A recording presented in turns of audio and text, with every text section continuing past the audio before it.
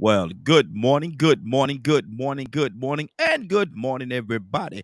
Good morning, everybody. Welcome to another episode of The Morning Glow. Welcome to another episode of The Morning Glow. Got a great broadcast lineup for you, as I hope we always do.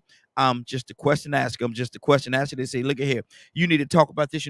No, I don't. I'm the question asker, and that's what I do. I ask the questions. That's all I do is ask the question. But this fellow right here, I'm gonna tell you something. This is my brother from another mother, but we got the same father. He'll tell you now. Now, I asked the question, and he's gonna tell you the answer to the question. He gonna tell you the answer to the question. This is Captain Leonard. Good morning. How you doing this morning, sir? Good morning, Raheem, and the Morning Glow family. Now, do you have a problem answering the question, Captain Leonard? Not really, Raheem. I really don't. Not even at all. Not even a little bit. Man, look here. I look at sometimes, man. I like to look. I don't know why I do this, man, because I set myself up. But I look at the news in the morning while I'm getting myself together. I turn the news on. It's a particular news I look at every morning, and it's a local news here in Atlanta. And they got some pretty women on there. That's why I look at it, because they got some pretty women on there. Of course. Yeah, they got some pretty girls on there. I'm wondering where to get these girls from, boy. They got some pretty girls on there. But I look at the news, man, and Leonard, crime. I know we usually talk about political right now, but I think this is a part of politics as well. What are we gonna do about this the crime wave that's going across the world right now, Leonard? What are we gonna do about it, man? How are we gonna get that thing back in order and track in a better, in a more comfortable place where people can feel safe? What are we gonna do? Well, first of all, we're not going to solve the world's crime problem. We're Mm-hmm. going to solve the crime problems where we live. Mm-hmm. Mm. And the way that you're going to do that is by rebuilding the relationships with law enforcement Mm-hmm. and reestablishing trust and integrity Mm-hmm. by supporting programs which help reduce crime in your area. Mm-hmm. There are some areas that need curfews. There Wow. are areas that need more patrolling Mm-hmm. and also a different approach to policing. Police are going to have to interact with the community much more in Mm-hmm. certain places, and they're going to have to be present, very present. Mm-hmm. And people have to understand that if you want to get rid of crime in your areas, you have to go after crime where it's at. Mm-hmm. You can't be making up some story about something not related Mm-hmm. just to talk about. If drugs is being sold in your area, guess what? There has to be a task force to deal with the drugs being sold in your area. Mm-hmm. The community has to be a part of that task force.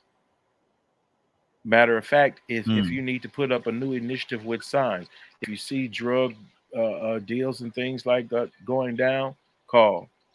You got to Mm-hmm. start accepting those unanimous tips again. You know how it Mm-hmm. used to be? You could report unanimous tips. Watch this. Watch this. So Leonard, basically, and and, Not and, not and for I'm saying the wrong word. what you mean? Anonymous. Not unanimous No, anonymous. or anonymous? Is it what they don't know Yes. who? Yeah. Okay. Got you. Okay. Um. So basically, what I'm hearing you say, Leonard, and I'm the question ask. I have to do with both sides of the coin. That's what I do. You telling people that they need to get back. They need to get back to snitching.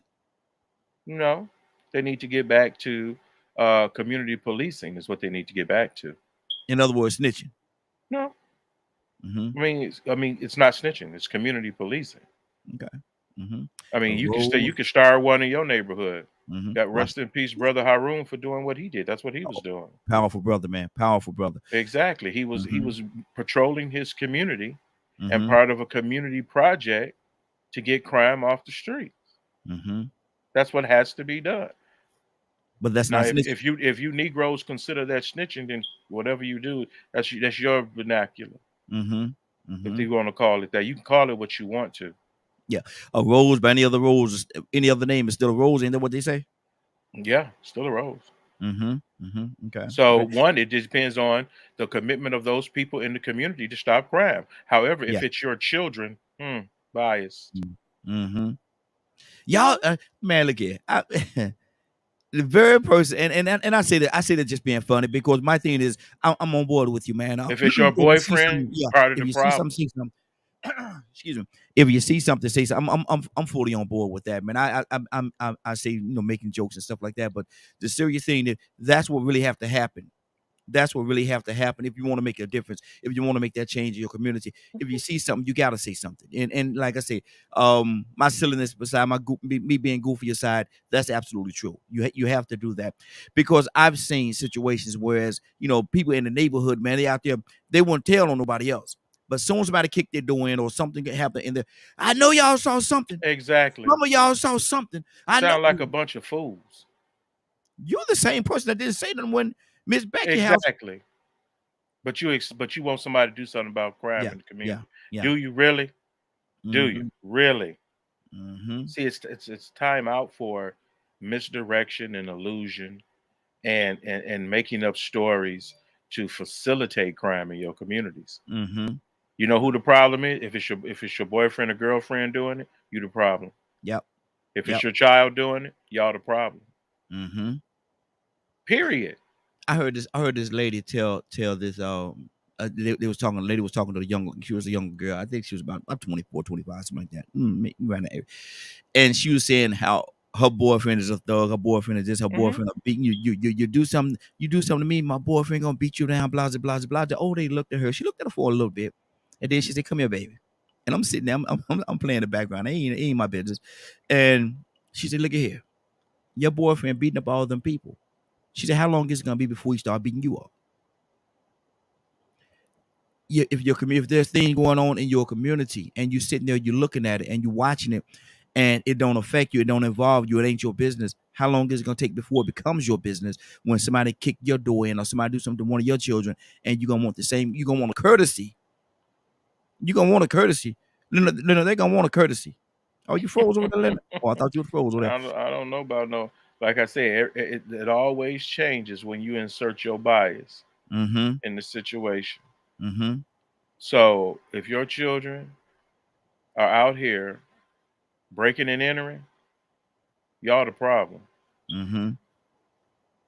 You know How who do you your get children are and what they're doing. These girls know who their boyfriends are and what they're doing. mm-hmm. Everybody knows, and we're not talking about kids, just Yeah. kids, Mm-hmm. because some of y'all 50 and got boyfriends, Come on now. Tell it. living the same way, doing the same things. Mm-hmm. That's why when you see the news going on, it's not just young people. And then when you say young people, y'all take it too far. It's adults. Mm-hmm. Playing the same old silly games. Adults. Playing the same old silly games, Leonard. Right. And in the need to sit there and protect this wrongdoing, you're Mm-hmm. sacrificing the majority of your community. Mm-hmm. Wow, that's good. That's good. Rico, good morning. How you doing this morning? Man, I can't complain, man. Welcome to a new day. Hey, welcome to a new day as well, brother. We're talking about crime in the community and around the community. And my thing, Lynn was saying that you have to go out there and get back to the where you see something, say something, see something, see something, say something, that type mentality. And I'm being funny, I'm being silly like I be sometimes. I say, man, look at basically what you're saying is snitching, but it's truth of the matter. I also say, on the serious side, I say that I've seen people walking up and down the community in their community, angry because it happened to them. Y'all saw something. I know some of y'all, somebody out here saw something. Y'all so silly, y'all won't say that. But this is the same person that wouldn't say that when she saw everybody else being victimized. So Rico, how do you gauge that whole situation? Is it snitching or what should happen? Well, first off, that's a double standard, you know what I'm saying? Because it shows you how people have an opinion about things, and then when it comes to them, the story changes. Mm-hmm. They have a culture and a tradition. No snitching, no snitching. I say that I've been saying this for years. The minute something happens to their family, y'all just call Crime Stoppers and leave an anonymous tip. Yeah. You don't have Yeah. to leave your name. Mm-hmm. Somebody saw something. Oh, Mm-hmm. wait a minute. Mm-hmm. And Come I on. know some people that have gone through that. Yeah. I mean, so that goes to show the double standard. And to be honest with you, you should report crime. Mm-hmm. But then I guess, some people are sort of torn about reporting crime to the authorities when the authorities don't handle crime equally across the board. They Mm-hmm. don't do justice across the board.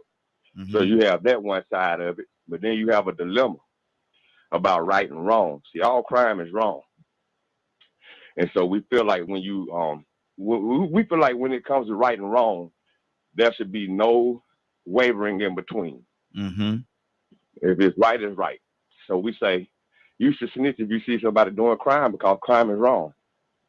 But then they might come in and listen to a show from last week and say, hey, you see somebody cheating, don't snitch, mind your business. Mm-hmm. Mm-hmm. So the public and society is torn about when to do the right thing and when to mind their business. Mm-hmm. Society is torn about when to report to the police and when not to trust them because they may come in and grab somebody that they shouldn't have grabbed and they ain't going to listen to the crowd say, hey, he innocent. Because that happens. Yeah.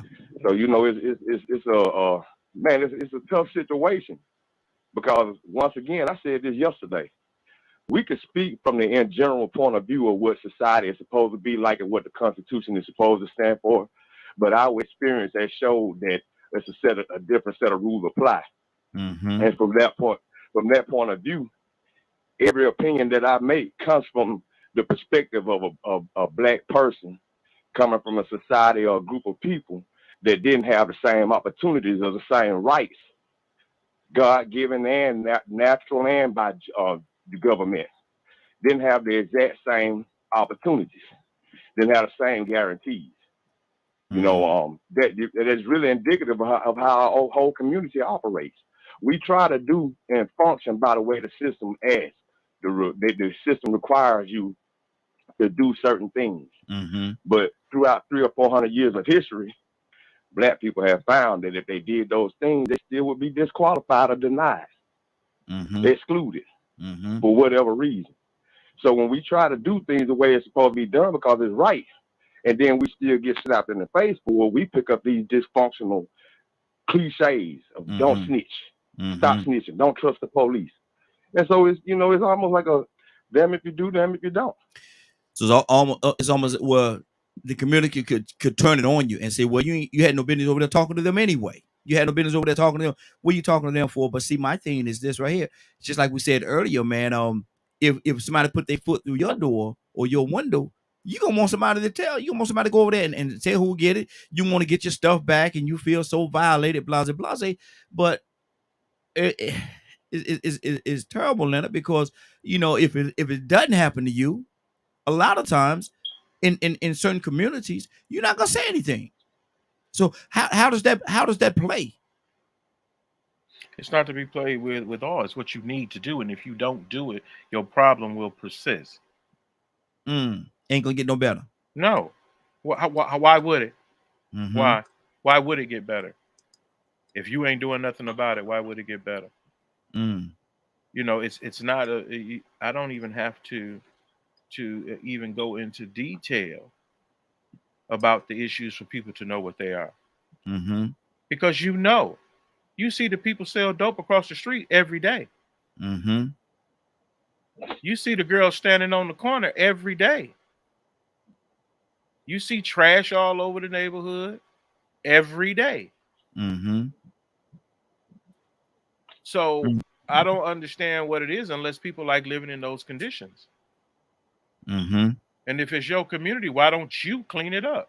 Yeah. Why should someone else clean it up for you? Mm-hmm. If you live there, if it's your community, you got people rocking around. My hood, your hood is trash. Mm. And there's certain people that want to keep it that way. And those people who have invested and who have been living there are suffering because of it. Mm. How long you gonna stay across the street from the guys robbing everybody on the block? How? and y'all just think it's cool. Mm-hmm. It's how it is. That's how you're supposed to live. Mm-hmm. It's not. But if all you want to do is act like it's somebody else, or you ain't got nothing to do with that, good luck. Mm-hmm.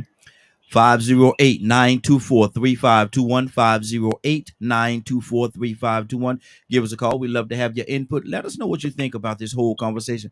Rico, is it just a wave of the community? Is just have people accepted to a certain degree? That's just how it is.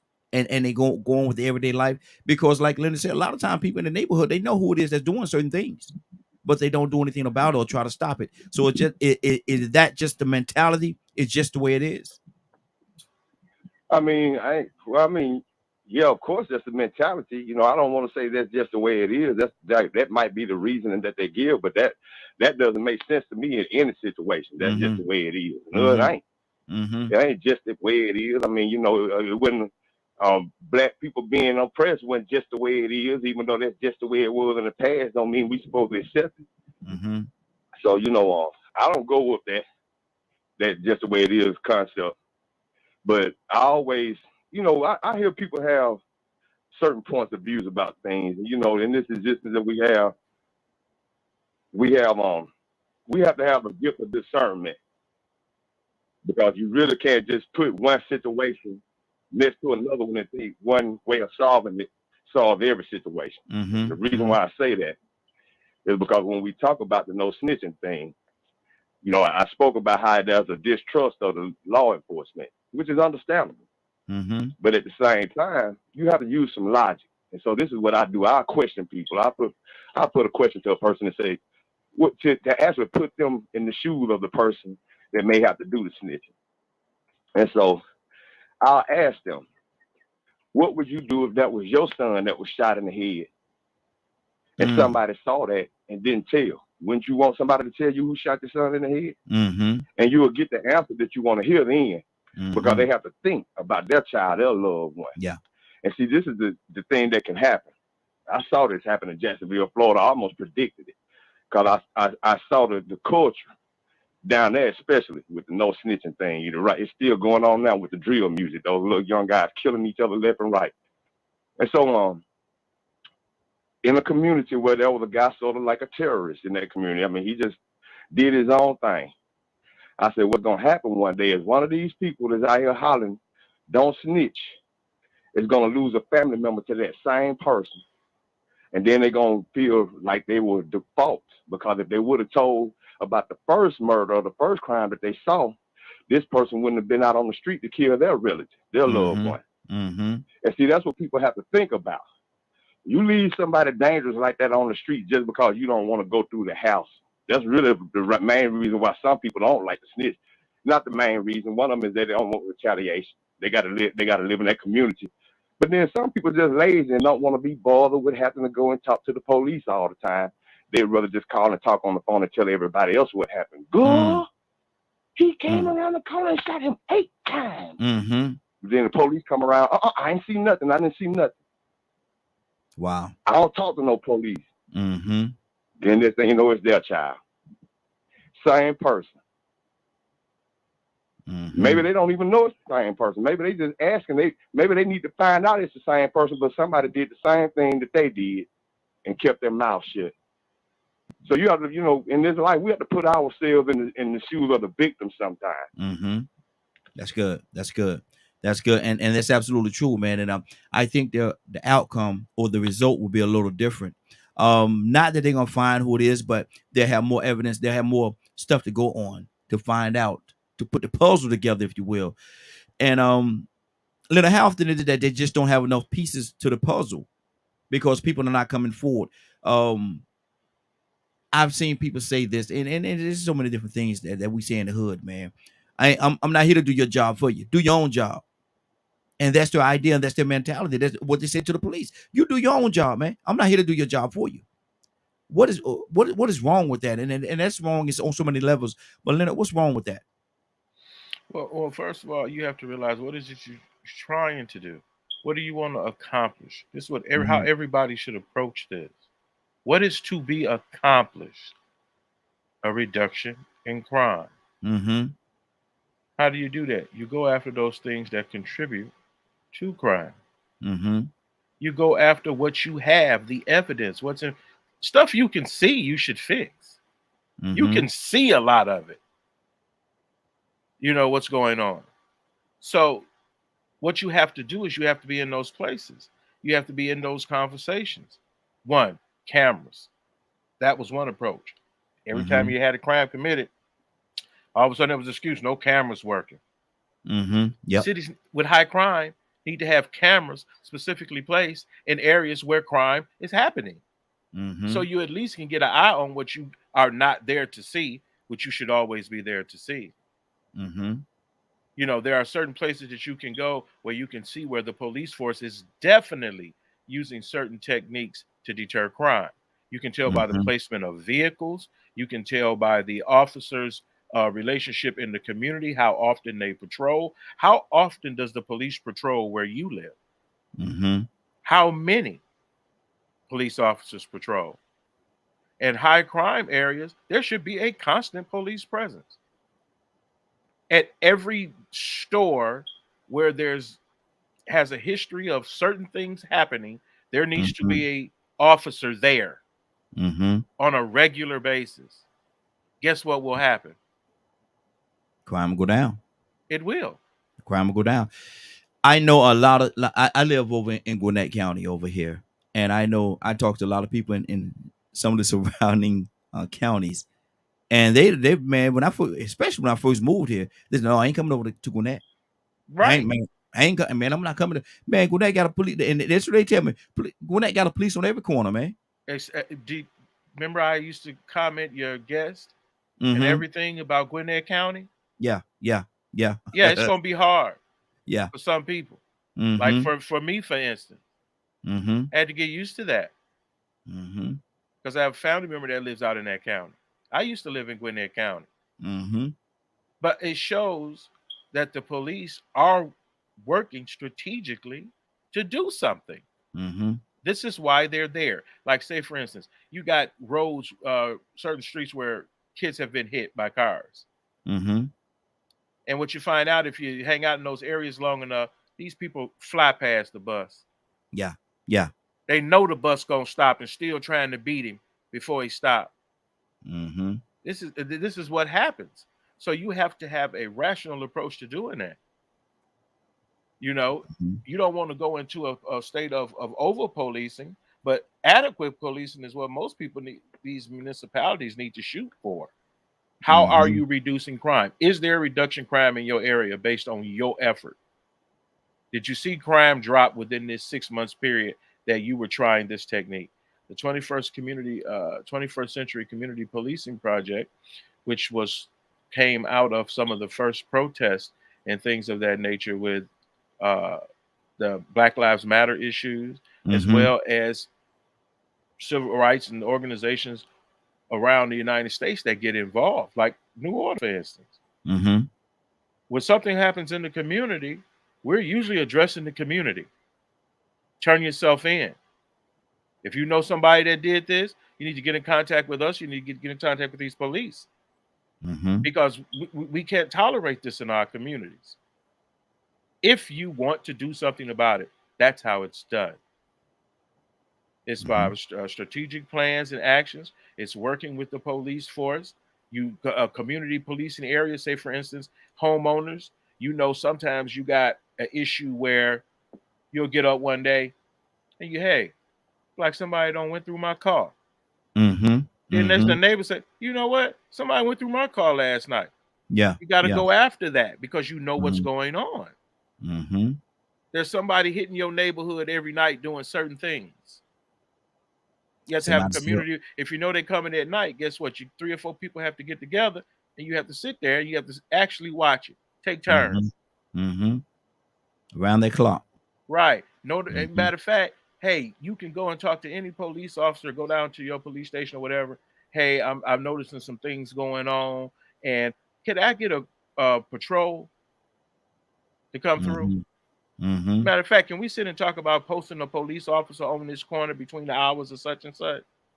You would be surprised at what could happen if the relationship between your local policing agency and the community, if those gaps were bridged? Okay, Rico, how do we bridge that gap? Because a lot of people in our community, man, have a bad taste in their mouth for police officers for whatever reason, and you know, and we know a lot of those reasons are, but how do we bridge that gap? The community has to make an effort, and when they make that effort, it's up to the law enforcement to do their job. And if they don't do their job, you become vigilant, you complain and hold them accountable. You might have citizen review boards to hold the police accountable for their lack of. Mm-hmm. Because believe me, you can call the police and tell them, hey man, they in my car right now. If you come on, you can get them, Mm-hmm. and they won't show up for an hour. You can call the police and say, hey man, this woman acting crazy, man. She got a knife from my kids in here, man. Y'all come on over here. I think she's trying to kill me. Mm-hmm. And they take 45 minutes to show up. Mm-hmm. And you sit out there and watch 6 or 7 pass by and try to wave them down. You thinking they're going to stop for you, but they keep on going. In certain neighborhoods, that happens too.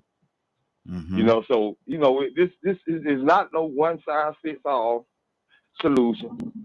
There are reasons why the people don't trust the police. Mm-hmm. The police aren't doing their jobs all the time.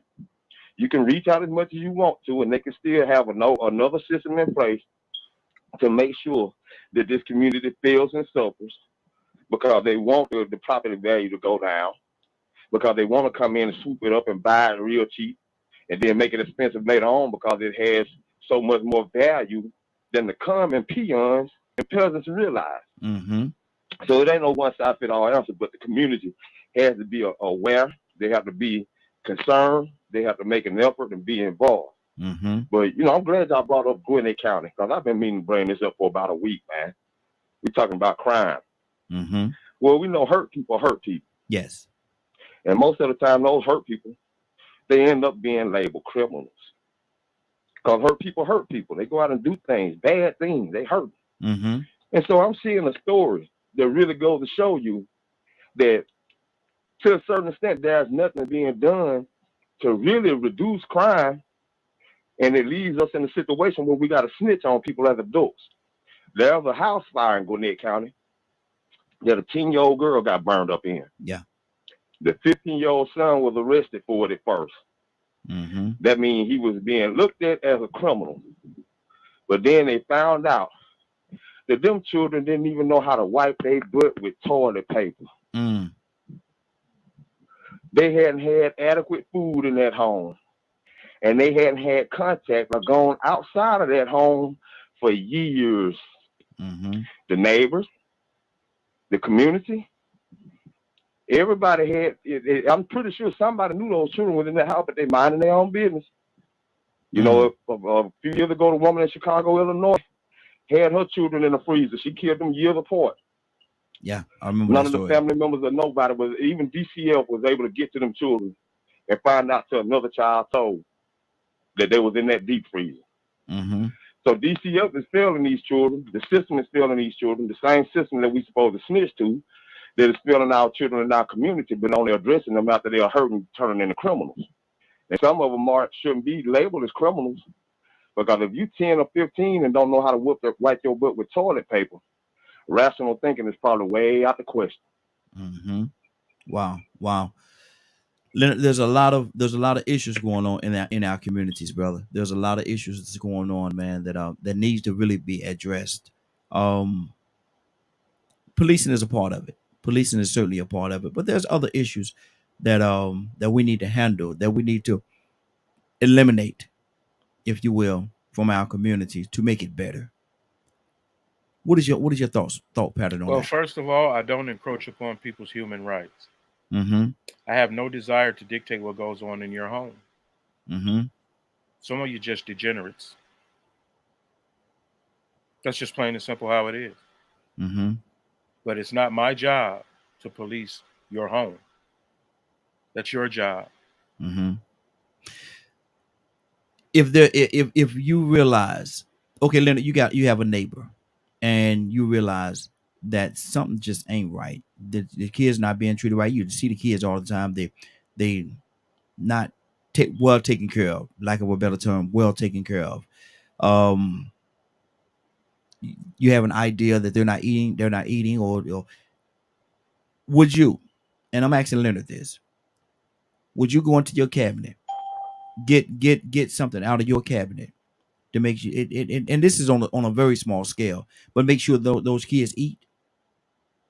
Always have and always will. Mm-hmm. Like So I said, I don't hand out judgments against people. mm-hmm. Well, see, and that's the thing. I can walk with you a little bit on that. The handing out judgment, I can walk with you. But my thing is the part that I was more concerned, and you cleared it up. You would do something to make a difference. You would try to help and assist someone that is in need. And as far as going in there judging them for their house and how they doing all this stuff, I'm not gonna do it. I'm not gonna do that either. I might, hey man, look, I want y'all to take, get some of the stuff, clean some of the stuff up, blah, blah, blah, blah. Come on, let me show you how we do it. And start helping them in doing that. But to go in there and just be the judge, jury, and the prosecutor, I don't agree with that. But my Right. thing is we have to do something to make a difference. We have if we know that there's a hurt or there's an ill, I think we all have a certain responsibility to help in some kind of way. No, I'm not gonna go that far. You're Mm-hmm. responsible for your place first. Mm-hmm. Now, if you Absolutely. want to help other people, great, Mm-hmm. but it's not your responsibility.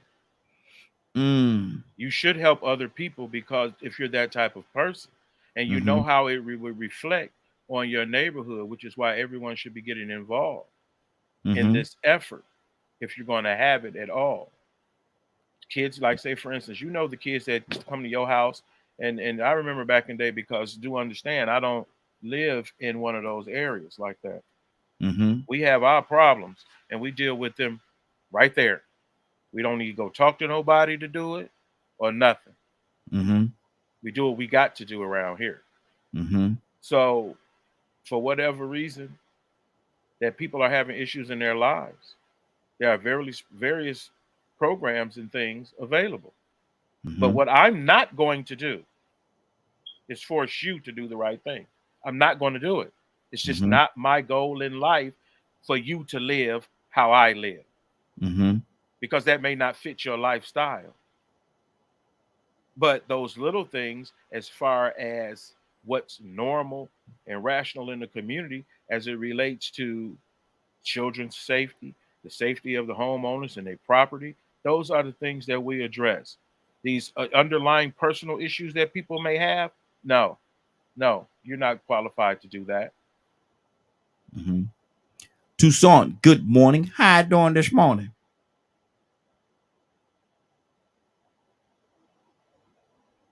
I gotta press this mute button, so don't you dare.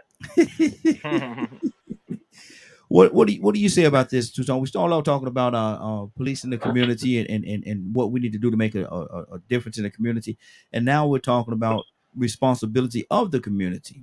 Which one do you want to tackle? Oh, I'm kind of wondering, how do we feel about the responsibility of our community, or you as part of your community? Mm-hmm. You ever heard the saying, "You're only as strong as your weakest link," Yes, or something to absolutely. that effect? Yes, that's it. Mm-hmm. So, suppose, just suppose, and I understand, because I'll say it in a minute. I mind my business for Mm-hmm. 6 months. Mm-hmm. For the 6 months, I'm gonna leave yours alone. Mm-hmm. But just suppose you're aware of what's going on 2 houses down. Yes. Just Yes. just suppose, Mm-hmm. and that what is going on 2 houses down is affecting your neighborhood. What are you gonna do? What we do as people is we, we, we, we mind our business in the wrong way by just not downright not being concerned. Mm-hmm. Or we're not saying nothing. We don't say nothing. We know they selling drugs down there, but we just don't say nothing. And they robbing people houses. You know why? When it's important to us, when finally they get up the nerve to rob your house, Mm. that's when it becomes a problem to us. If it don't have nothing, they can break inside a house down the street. Who cares? That ain't my business. But see, we really we should be a little bit more concerned to the point that somebody got to know about it. Yeah. And there's not. Yeah. We call it a rat's tail with Mm-hmm. what else you call them that we just Snitch. tell on each other. Snitch. Snitches. We call each other snitches. Mm-hmm. But I don't know. I feel that if you want your neighborhood better, you might want to be a little bit more concerned Mm-hmm. with more than just you. Mm-hmm. That's good. That's good. We have a selfish community and mindset that me, mine, I. What is that going to get? But sooner or later, you know the danger that used to be across the world is right at our next door now. Mm. Yeah. Yeah. Moving closer. Hmm. Moving closer. Mm-hmm. Rico, what's your heart on that, brother? Man, I agree with Donald. You see, that reasoning that I was hearing earlier is what has to be accepted when the people don't want to tell on the dope boys across the street or the Mm-hmm. woman on the corner selling that tail, because they don't have that right to impose in their business. So if that's the concept that we have to take about the people next door and their children, that's their business, that's their human rights. Well, that woman that's been selling dope across the street got all her grandboys out there selling dope. Been selling dope before I was born. She's 75 years old and still trapping. And it's a family tradition. Her sons and her grandsons selling dope too. And I Mm-hmm. ain't gonna tell nobody. I ain't snitching. That's their human rights and that's their personal business. That's their household. Even though it might mess up our community, we picking and choosing. Maybe we picking and choosing or disagreeing because of who the example comes from, or maybe it's just that, maybe we really don't get that we're using a double standard. But I'm gonna repeat. That 15-year-old boy that burned that house down was arrested and looked at as a criminal until they found out that he hadn't had contact with anybody outside of that house for years, him or his siblings. The 10-year-old girl that died, that didn't know how to wipe her butt, didn't have no contact, I sure hate that she's deplorable. She's innocent, though. It ain't her fault. It's her parents' fault for abusing them and not having them with food in the home. This was just in Gwinnett County. Y'all was speaking about Gwinnett County. This in y'all backyard. Mm-hmm. No food in the home. The system is in place, programs in place. Yeah, the program said that there was adequate food in the home and clean living conditions. There were reports of abuse in 2015, way back. I got personal experience with this. I've seen this firsthand myself. And it happens all the way around the country. The programs in place don't do what they're supposed to do because the case workers don't feel like being bothered and their hands are tied and they can only do so much without getting in trouble and losing their jobs. And it's just a job. And that's just how things go in that community. So if I can't stop the man that I know is raping his daughter or stepdaughter 2 doors down, if I ain't going to call and snitch on them, then I'm going to let them dope boys have their way. And crime just going to keep on doing what it do. Because I refuse to stop from hurting people or from protecting vulnerable children that may be the future criminals that we've been told to snitch on when we went snitch to help them when they was vulnerable. Mm. Wow. How much of a contribution how much crime can I really be trying to reduce if I ain't trying to stop it at the source? See, it's very profitable to stop it in prison.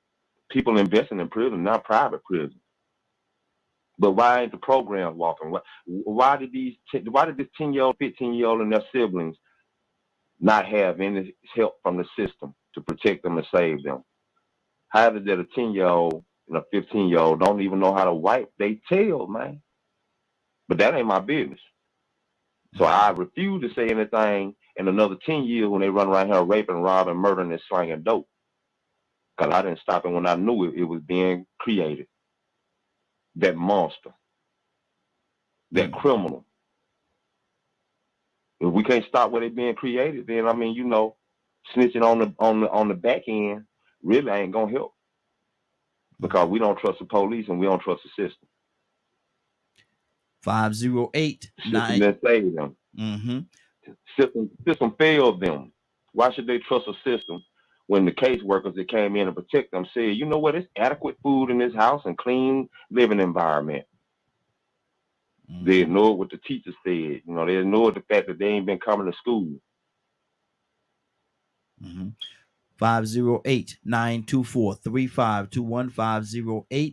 508-924-3521. What do you all think the source of the problem is? What do you all think? Give us a call. 508-924-3521. What is the source of the problem? How did we get to this place where we are right now? How did crime get so out of control? Is it a economic? Is it economic thing? Leonard, do you think most people commit crime for economics, or is there some kind of other motivation that they have? Well, I think it's all economics. Economics is decision making. There are some people believe it's easier to steal because they'd rather steal than go to work. Plain and simple as that. They can make more money stealing than they can going to work in their mind. They have a better chance. I'm glad you said that. They have a better chance. Like, say, for instance, people who believe that you don't need an education. You just be able to go do what you want to do. Hey, that's some people's mindset. Like I say, I'm not trying to take people's freedom away from them. Only if you have conflict, should you have interaction with other people and things like that, is when you get involved. Crime is what it is. But the reason why two people, how they raise, I was a person that went through your house before to make sure you had basic minimum standards there. But see, one, I'm not going to say you're a bad parent because your refrigerator not full of food. Do you have adequate food to eat? Basically, that's what it is. If I'm walking through your house, is it in disarray? Do the kids have beds to sleep in, or what have you? So whatever issues there are, those where you go, and there is a system there if you need it. But what I'm not about is going around telling people how they should be doing certain things when it comes to their personal business. You say a lot of times don't get involved unless there's a something, some kind of situation. Can that be too late? Stay off my porch and my property. Do you understand? If I need your help, I'll come get it. Since when did you just start policing everybody this way? Or wanting to make sure they got the same thing you got? Who are you to judge how other people should live? The thing is, how are they encroaching upon others' freedom? Everybody's not a criminal until they commit a criminal act. Yeah, that's true. That's true. But let me say this though. Even with my car, with your health, right, there's some things called preventive maintenance. Yeah, exactly. And so my thing is, if I'm going to provide, if I'm going, let's just deal with a car for a second, not just my car, anybody's car. If you're doing preventive maintenance on that car, the likelihood of that car breaking down become minimized. It minimizes it. Yeah, it minimizes it. And so if I see a situation, if I notice a situation, and I say, man, look, something. But what is that something? It could be a whole plethora of things. This is the thing. You may not like the color of the cars in my driveway. Nah. We oh, you don't like that I play my music loud. There are reasons and rules for engagement anybody. And one, you need to be very careful about that because you encroach upon other people's rights to do and live how they please. If there is an issue with a child, pick up the phone and call the 1-800 number to get an investigation going. If that's what you believe. Mm-hmm. Like I told one lady, well, I need some That's, help. I that's think that. that my That's that preventive maintenance I was talking about. exactly Okay. like Yeah. I think that my husband is doing something to my daughter and blah blah Mm, blah. Oh, you just happen to be going through a divorce. mm, Is there an open custody battle? mm. So I tell you what, if you believe that your husband is sexually molesting your daughter, let's go call now and make a report of that. Well, Mm-hmm. I'm not really sure. Then you better go be sure first. Mm-hmm. I know a lot of people, they just lie Yeah. and they Yeah. make assumptions. Mm-hmm. And when you get down to the real story of it, then you find out what happened. What's really going on? Right, because every answer ain't for every situation. Mm-hmm. You know, one, I'm not going to tell an individual, you know what, you really check it out. This is what it's like. I go over to your crib. I know why you're in the situation that you're in, but I got to let you live your life. So the fact that you ain't married and got 4 kids, I can't use that to bias my opinion of you. Mm-hmm. Because I can't force you to be married, and I cannot force you to take care of your kids or even be at your house. Mm-hmm. But the moment something happens, that's when you go a little bit further because something has happened. Mm-hmm. Not because you thought, you just assumed and all. No, what happened? Give me some details, some evidence on why you think this happened. Mm-hmm. Wow. That's what you have to do. You don't come like, say, for instance, well, we believe that there's some child abuse. Why you believe that? And what type of child abuse you believe is occurring? Mm-hmm. It's because when people show up at your door, don't mean they got a right to come in. You got to have some proof. You got to have some facts. I've dealt with several neighbors with issues. Guess what? We're just here to help work out this issue. Mm-hmm. That's all. Once we solve this issue, we don't have no problem. You know what I'm saying? But a lot of people, you have to understand. So is that still on that level? Are you still interjecting yourself in their business? No, only if something happens. Mm-hmm. If something happens. Mm-hmm. Because one, I don't care what you and your people doing across the street. That's your business. Mm-hmm. What I look like walking around here trying to find out what's going on in everybody's house. Mm. I don't may know. not I don't like know the fact that if you I would smoke. say that. I might not think that you shouldn't be smoking in your house. Mm-hmm. Nah, you ain't. You know, now you trying. Well, you know, smoking, side smoking, and it hurts kids and blah. Get out my house. Mm-hmm. Mm-hmm. See, I'm, you know, this whole notion that you have the right to impose yourself on other people, I don't care for. Mm-hmm. Wait until something happens. But see, and that's the part. That's the part I have a hard time wrapping my arms around. Wait until something happens. If I see what else you gonna do?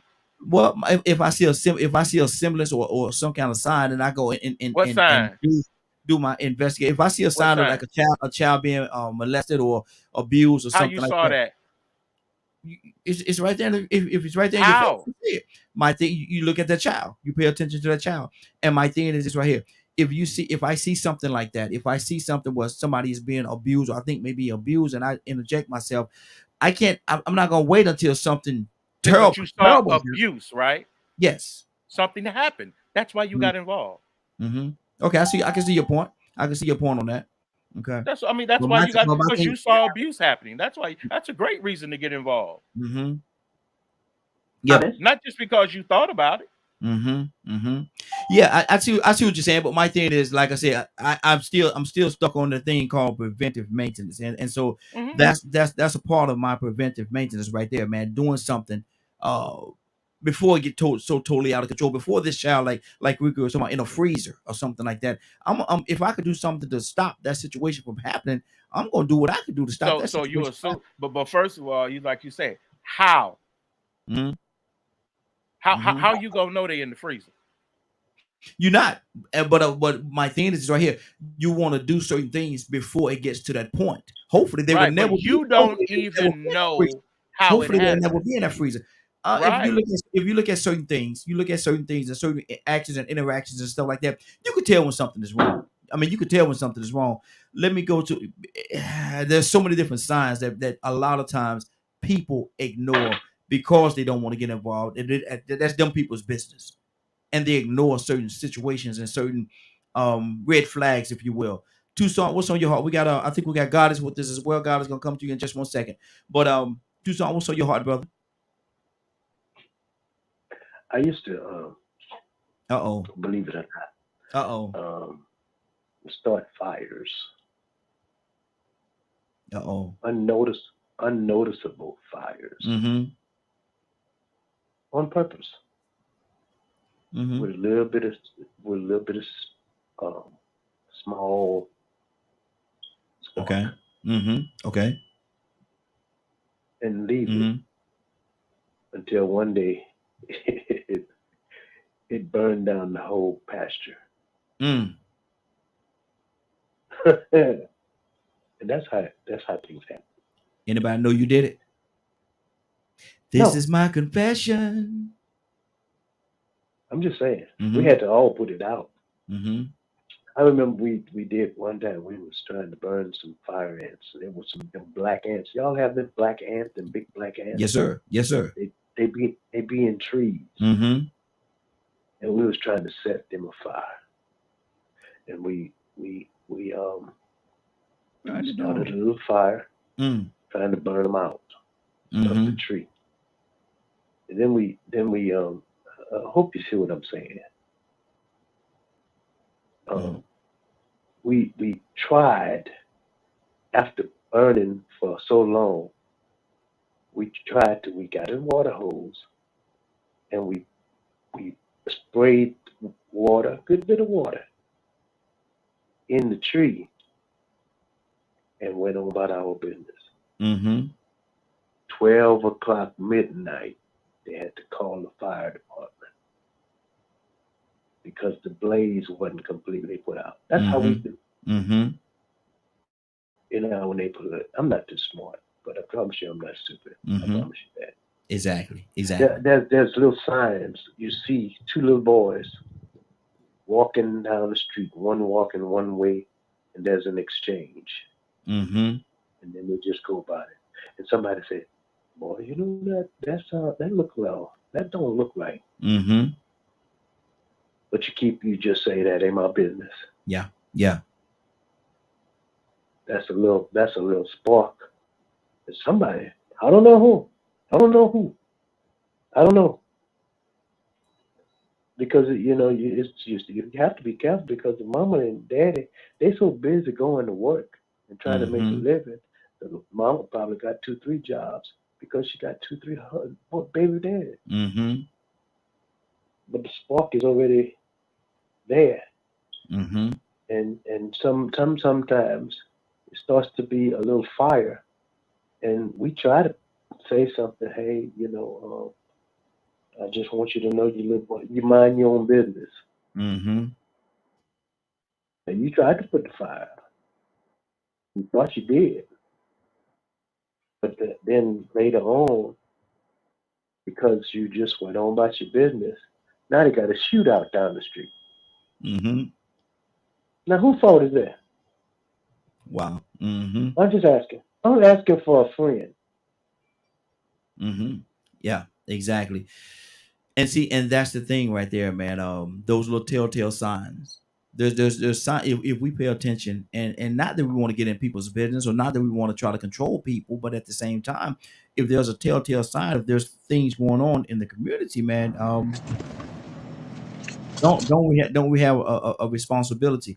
Let me go to Goddess. Goddess, snitch. We talking. Hey, good morning. How you doing this morning? Good morning.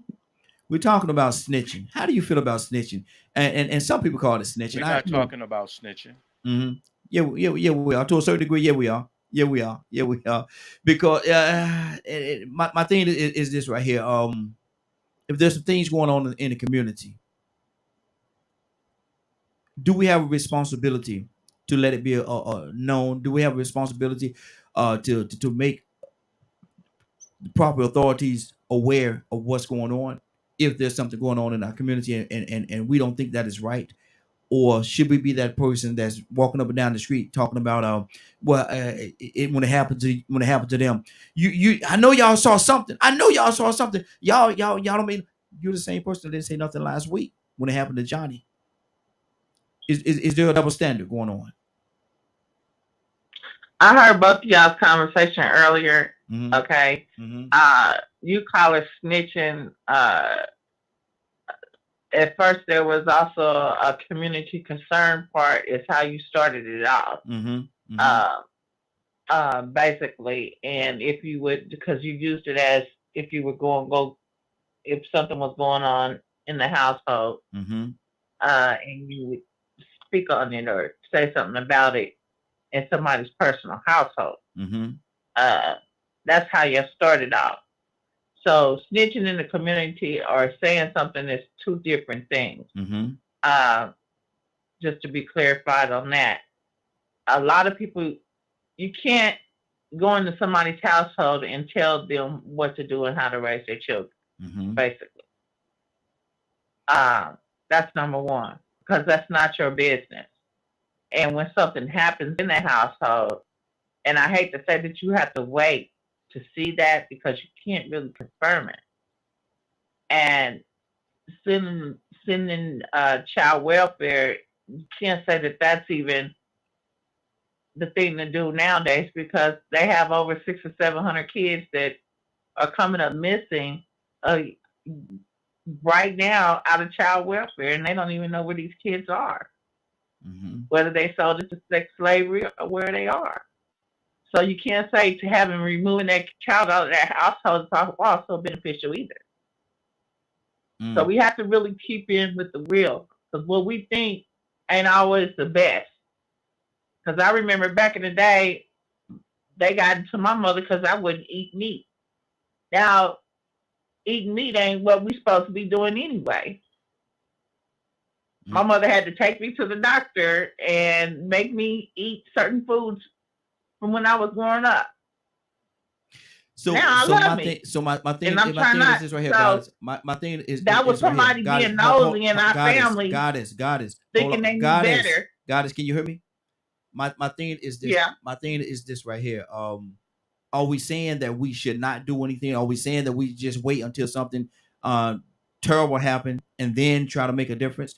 I mean, Rico was speaking about the young lady that put her kids in a deep freezer, and did nobody know anything about it for years. Nobody came and checked on the kids or nothing. So, are we supposed to wait until they get to that point, or if we see some telltale signs, should we make a difference, or should we make it aware that somebody could at least check it out?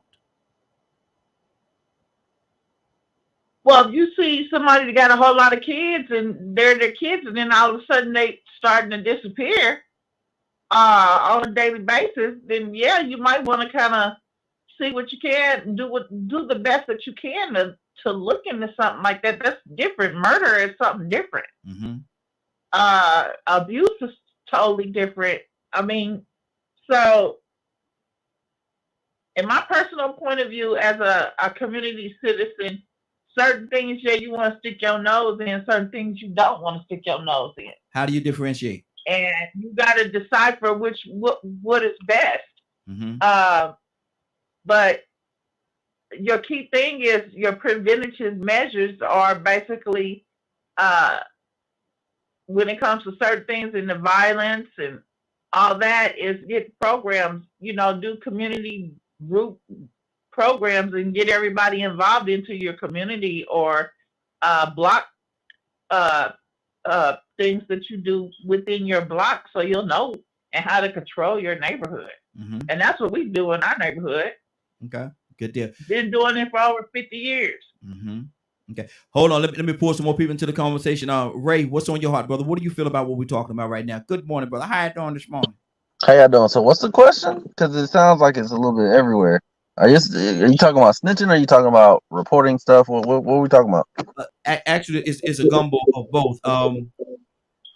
If you see something, somebody, everybody mute your line. Cause we got a background coming from somebody's line. Mute your line, everybody, there, so we don't have their background noise coming through. If you see something going on in a community, in your community, should you go out there and make somebody aware? Like I said again, Rico referenced the young lady that put her kids in the freezer, and years went by and nobody knew that the kids was in the freezer. Nobody came and checked. Should you do some preventive maintenance just to make sure that everything is okay and everything is above board, or just let it be? It ain't your business. Leave it alone. I mean, that's kind of difficult because you're talking about like you're using the term community, which is a broad spectrum, to then zoom in on a household. Mm-hmm.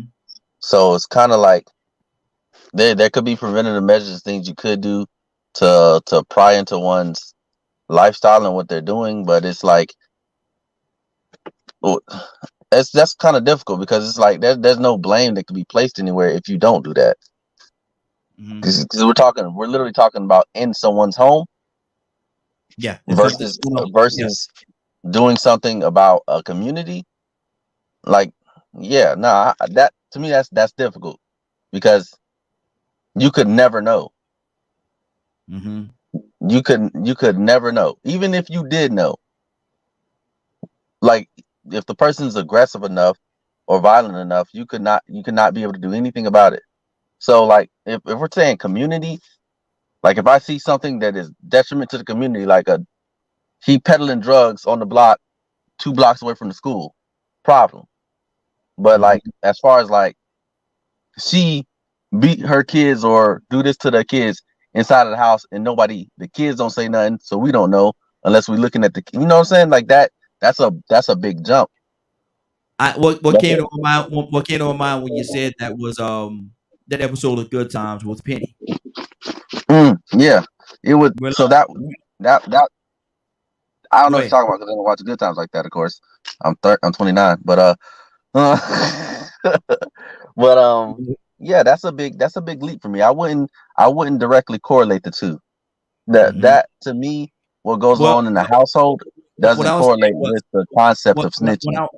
What I was saying was, you say if there's some kind of sign, if there's some kind of evidence, because they knew in that episode the mother was abusing Penny and she had all kind of marks on her body, and they stepped in and they did something, got child protective services involved, and Penny was removed from the home. Should they did they overstep themselves? No. Wow. How? In what way? I'm asking the question. I'm the question. No. I don't think they overstepped themselves. No. Saving a life is overstepping yourself. No. And that's my whole point. You know, there's situations that happen in the community where if you don't step in, if you don't do something, it's called, and I refer to it as preventive maintenance. If you don't perform that preventive maintenance, then some what's that fancy word they use? Terrible could happen. Charles, good morning. How you doing this morning? What's up? Hold on. Ray, I got to keep you circling, brother. Hold on. I'll come back to you. Charles, good morning. What's going on? What do you feel about this, brother? All right, listen to what y'all saying, and it is differentiated between snitching, correct, and something going on in the household. I think, it hits me personal because I had a cousin that died like this, man. She died like this a few years back. You need to say something. People need to say something. And the thing is that the grandmother kept saying something, which is my first cousin. And her son's girlfriend that he was dating at the time was abusing his child. And she kept saying something, man, and they didn't do anything until the kid was dead. You understand? A 9-year-old girl. Wow. You understand? So yeah, you gotta. Hey, look, man. It might seem petty, but if you ain't doing nothing wrong, then you shouldn't worry about DFAC taking your child. You understand? If they send DFACs to you, if you ain't doing nothing wrong, then you have nothing to worry about. Now, if it's a thing, because the thing is that they had changed laws and stuff in Georgia or how they did things because of what happened to this little baby girl. You know what I'm saying? So yeah, you got to say something. If it's that, to me, you got to say something. The smallest amount of thing, man, because you never know. They could be like I didn't get to hear RICO, but they could be hiding a child in the freezer. Mm-hmm. So you got to say something. And if you ain't doing wrong, then you have nothing to worry about. Yeah. And that's just like a whole different aspect as if a street thing and a snitching on the street thing, meaning if I'm dealing drugs and you dealing drugs, then that's the only way it could be called a snitch. Mm-hmm. Because I want to get you off my block or something like that. But if I ain't dealing drugs and you dealing drugs and I don't want you on my block dealing drugs, that's just me making sure my community is clean. Mm-hmm. Mm-hmm. So yeah, you got. As for the subject you're just talking about, yeah, you got to say something. Wow, that's good. That's you good. You got to say something because I'm telling you, I'm living at that. Mm-hmm. To watch, this family crumble, which is my cousin's child. Mm. It was my first cousin's grandbaby.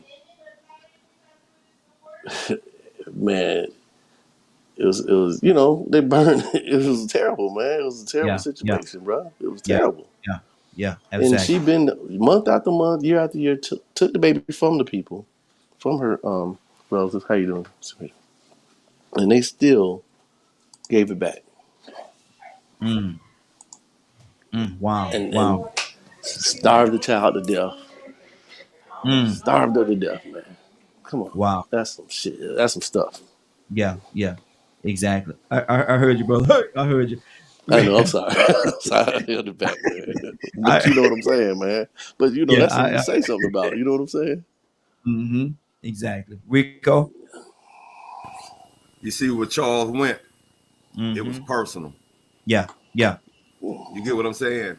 Sometimes when you actually go through those situations or you have enough compassion because you know somebody that went through it and tried to save somebody and the system still failed them, then you have a different outlook on things. See, right is right and wrong is wrong.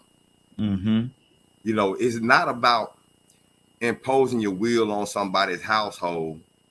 It's about knowing something is going on with this child and saying it ain't my business. See, the narrative keep on getting flipped around just so people can make themselves right, when the whole point of the matter is that something is going wrong. These children, where these children go?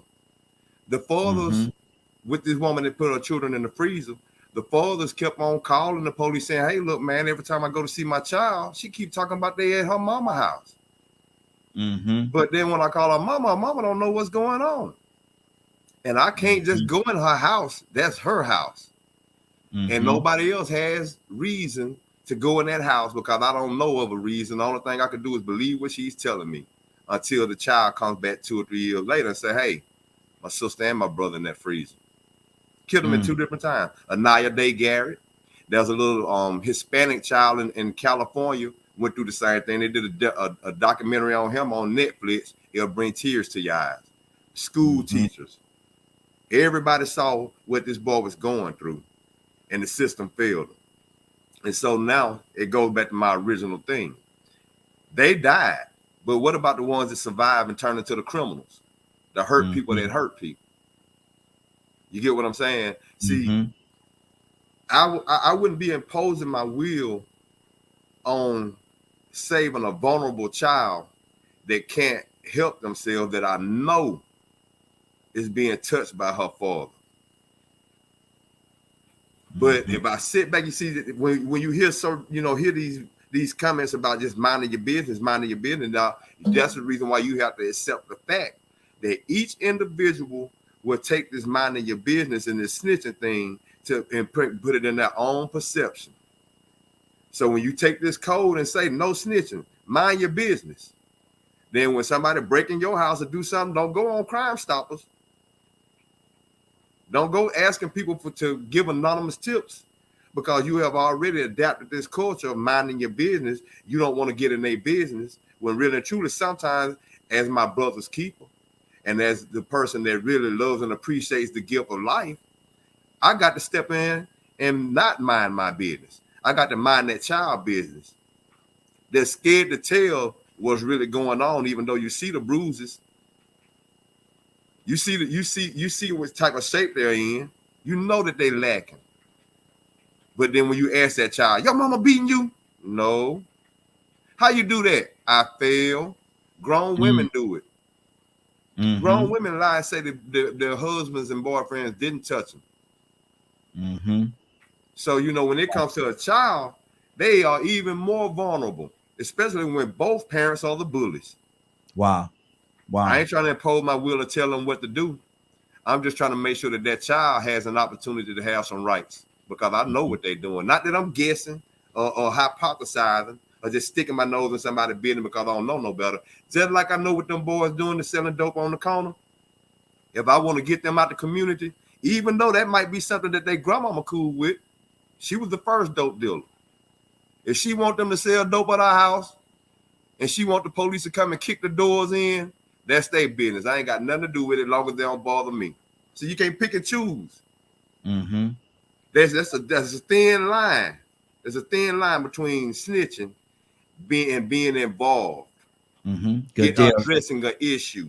Absolutely. 508-924-3521. 508-924-3521. Goddess, what's on your heart? Got another caller come to you in just 1 second.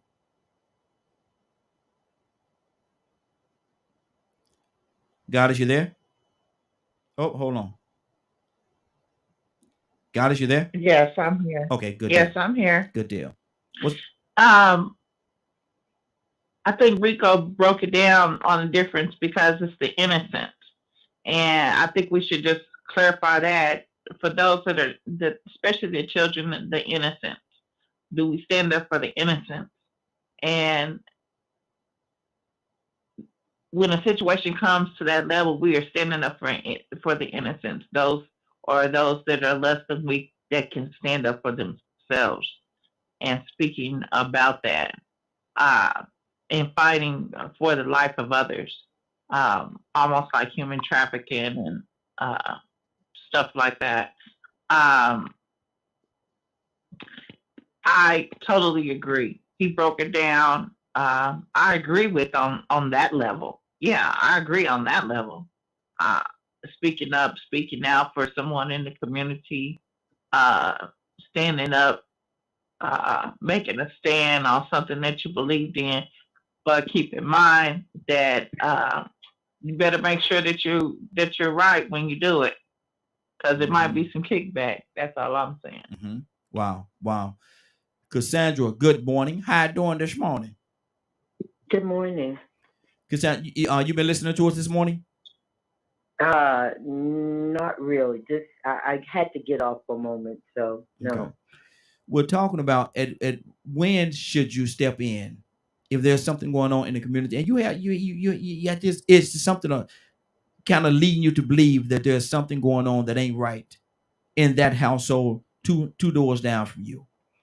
Cassandra, at what point should you, I'm not even gonna say at what point, should you interject yourself just to call somebody and look, you need to go in there and check that out. I don't think something's going on right there. Or should you just leave it alone? It ain't your business. You ain't got nothing to do with it. You know what?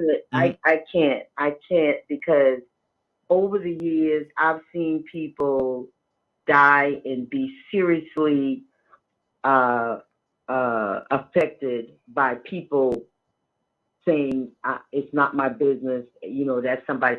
You know, that's the most selfish thing that a person could do. You don't have to go over there and say anything, but you can anonymously make a phone call. If it's a senior, there's a line for that. If it's a child being abused, it's a line for that. If it's domestic violence, it's a line for that. Whatever you feel like is going on, you make the call, but you don't have to give them no in-depth information, and the person should never know legally that you made the phone call.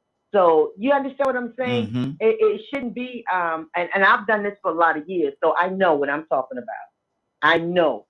You can anonymously call, say, hey, I live down the street. This is what I'm seeing. Can somebody check it out? So, that's, to me, it's a cop-out to say, well, I did, that's their household and let them do it. Children are being molested. Women are being beaten. Children are being malnourished. Seniors are being abused. And you talking about you ain't getting involved? Okay, I'm done. You almost went there, Cassandra. You almost went there. You I almost almost went crossed. there. You But you know, almost this jumped is over that bridge. these are things that are my passion. Mhm. Y'all know these are my passions. Yeah, These are exactly. the things that I do every day. Mm-hmm. Wow, that's good. That's good. Toussaint, what's on your heart? Ray, coming to you next, brother. You know, you can. There's a way to do anything if you want to resolve. We Mhm. are full of problems in our community. Mm-hmm. Full of them. Full of them. Full of them. And we can complain and gripe and say what we would do, but to carry it out, we back up like crawfish. Mm-hmm. That's what we do all the time. And then we, at the same time, we sing "We Shall Overcome." Mm. Kumbaya, Wow. kumbaya. That's what we do. And we wonder how is it that remember the neighborhood we grew up in. I remember the neighborhood I grew up in. Mm-hmm. And there were certain families that you knew something was going on in their family. And you know what we did? I'm just being honest. I moved out. I moved out of the whole city. Mm-hmm. But every once in a while, I go back to home. And you know what I do when I get there? The first thing they do is say, "Toussaint, when you leaving?" Mm-hmm. Because I know by nightfall, you finna get out of here. Yeah. But nobody addressed the problem in certain. I got an echo. You hear the echo? I hear the echo. I heard it. I hear the echo. But anyway, it's gone. Certain neighborhoods certain houses had really they had criminals in the house, and it would fester out into the community and show a little bit of signs. And you know you know what happened. We would meet at the Kool-Aid lady house, the cold cup, frozen cup lady house, the candy lady. And that's where you would find out. That lady knew everybody in the community, and if she wasn't a nosy busybody, she would take out time to show every child in the neighborhood just a little bit of love. Mm-hmm. Mm-hmm. Remember that lady? Yeah. Everybody remember that. Mm-hmm. And you know what happened with that lady? I don't care if they was a little bit of undercover little dope heads, but they didn't do that at her house. Yeah. Because she said, "Come here, little boy, let me talk to you about something." Mm-hmm. She knew. She wasn't a nosy woman. She knew. And she said, "Come here, I noticed something. Is there anything you want to talk about?" It can start just that. Yeah. That's not being nosy. Mm-hmm. I want to say this is because I'm saying it like that because Raheem, I got my little assignment. Might as well get ready. Mm-hmm. I'm going to that little community that I talked about, and I gotta go. Uh-oh. It's on now. It's on now. Oh yeah. Uh-oh. But then, if there are some issues in that community, you know, I'm learning that even in every church, every pastor. I'm just using this for example. Every church, every pastor mind their own business. Mm-hmm. There's nothing wrong with that. We need people like Cassandra. She's not. You think Cassandra's a busybody? No. Or she's just somebody that cares? Somebody that cares. Absolutely. Somebody that cares. Easy? No. And here's another thing. I'm gonna shut up. You can't save everybody. Yeah, absolutely. But one person at a time. Mm-hmm. That's right. That's right. Yeah, look, you got a cheerleading corner over there, brother. You got a cheerleading corner. Ain't that something? Hey, Ray, what's on your heart, brother? Okay, I think I understand a little bit better now. I'm trying to keep my bias out of this, but anybody that would consider taking care of the innocents and snitching is vile to me. Just even if you're in the chat, I don't care. if you consider taking care of innocent or someone that can't do for themselves, and you like, oh, that's snitching, then you're the problem. You're a part of the problem. So that's why I was confused, because I never correlated the two. Saving a child and snitching ain't the same thing, because snitching the street code. I done seen people in the streets do that. You know what I'm saying? I done seen the drug dealer be like, hey, stay on this block with me, because your stepdad and they beating the crap out you. So that's why I never correlated the two. Like, to me, that's as far as east is to west. That ain't snitching. And if you think that, you need to reevaluate some things in your life. Yeah, if you can, innocence is one of the few pure things we have left, and we got to guard purity. So, in any way, shape, or form. Yes. And I like what I think it was what Rico was saying, like, or I don't know who was saying, like, some women don't even protect themselves, and they're adults because they were never taught to, and they don't know how to. So it's just like, that's still innocence in a sense, right? So it's incumbent upon the people that know better to do better. Yeah, if you think if I hate it for you, if you think if I'm sticking my nose in it, but I'll stick my whole body in there. I'm in the house with you. I had a friend like that. His stepdad was terrorizing them, and my mom was. It was ironic because my mom was just going through the academy to become a cop, and the stepdad didn't know that. So as soon as day one hit of Sharon becoming a cop, I was like, "Hey, Ma, he beating him over there." And she was just like, "Wait, what?" Yeah, I saw it. I went over there and saw it. She was like, "Oh, say less. First arrest." She went. People in my community was like, "You stick your nose," and they was like, "Hey, good job. Get him out of here." Like, so it's I maybe that's a thing that does happen. But to me, in my experience, I've never seen the community be like, "Yeah, don't save the kids." Exactly. Badger, good morning. How you doing this morning? Good morning. Good morning, sir. What's on your heart, bro? I wanted to let you listen to get a feel of the conversation. Wait, where you at? Wait, talk to me. Come on. I shouldn't have got on the call.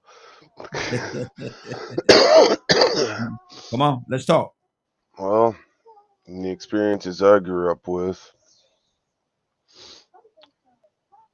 you got pity, and honestly, they would just say, "I feel sorry for you," and that's about it. Wow. Because a lot of times when the super rare occasions in somebody would call saying there's abuse and all this other stuff. I don't know how many times I've been told as a grown up that the police were called and CPS was called and all kinds of things were called, not only from my teachers but also neighbors and stuff on my mother. They never did anything. Wow. It honestly took me being in Texas, my mom dating an illegal somebody that was illegally here in America that had a gun.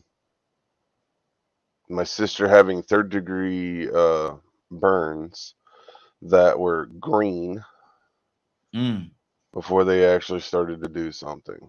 Wow.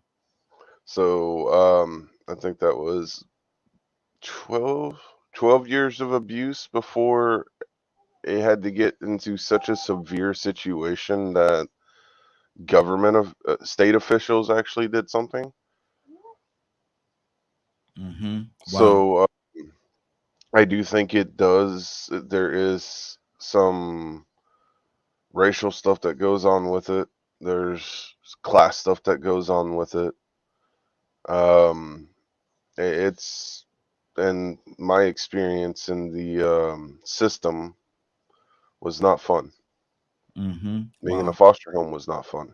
And it's hard to say anything because even I've done it. I've sat there and I've watched this woman get yelled at and just totally get nope, like just abuse. Mm-hmm. Call state officials, everything. They come talk. Lady doesn't want to admit anything. They walk away. Mm. Wow. Um, It's a lot. so it's one of those situations where, quite honestly, it almost feels like if you don't honestly handle it yourself, you have to get lucky and find one of those state officials that actually care about human beings and ain't there for a paycheck. That's Mm-hmm. my experiences. Good deal. Leonard, read this public citizen wrote something, brother. Read it right there. What do you say Would to that? you get involved if you saw a parent disciplining their child roughly? Sometimes it might make things worse. What do you say to that, Leonard? To each his own. Do whatever it is you want to do. Mm-hmm. Whatever you think you should do, if you feel that strongly about it, you should do it. Mm-hmm. I mean, I just don't understand what the issue would be. If you see it happening, you should do something about it. Mm-hmm. Mm-hmm. Okay. I thought you was gonna go a little deeper than But that. there is no deep, because it's not that I'm trying to create the issue. Mm-hmm. As the issue progresses is how you get involved. If you see it, your first thing is, what are you going to do? What are you going to do? Yeah. Do that. Mm-hmm. I don't care what you do. I'm not here to talk about what you do. Mm-hmm. I'm with an organization that does things a certain way. That's how we do everything. Mm-hmm. It's documented. That's how we get involved. Now, I don't know how you do what you do. Mm-hmm. So I can't comment on what you do and this, that, and the other, or what you saw, or maybe you thought of. I don't get into that. Mm-hmm. If there is evidence of something, then that's when you act. Mm-hmm. And you act on it wholeheartedly. Wholeheartedly, yes. Good deal. Good deal. Rosalind, good morning. How you doing this morning? Good morning. How y'all doing? Hey, doing well, doing well. I know you've been listening for a while. I wanted to let you get the feel of the conversation. What's on your heart right now?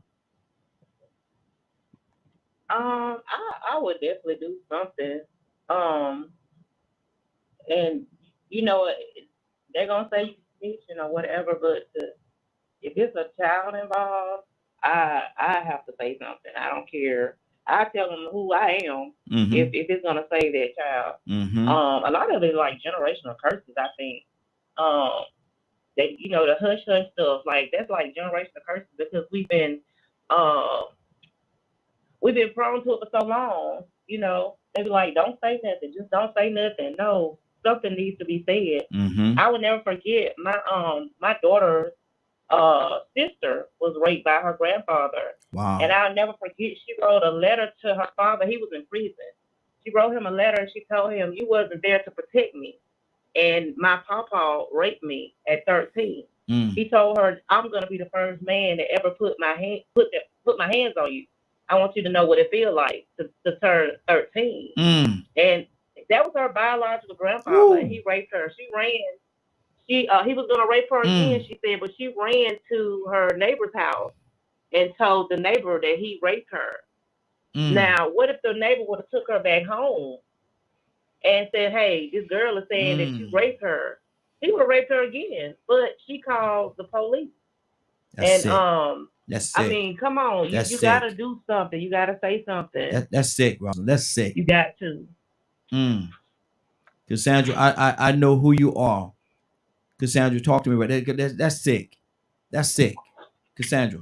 No, because I on Saturday I did a program. April is sexual assault awareness month. So on Saturday I did a skit for the Teal Theater, and to hear the stories of women and men, and you got to excuse me because I'm getting emotional, but this is, to hear there was a guy that was raped by his uncle from the time he was 4.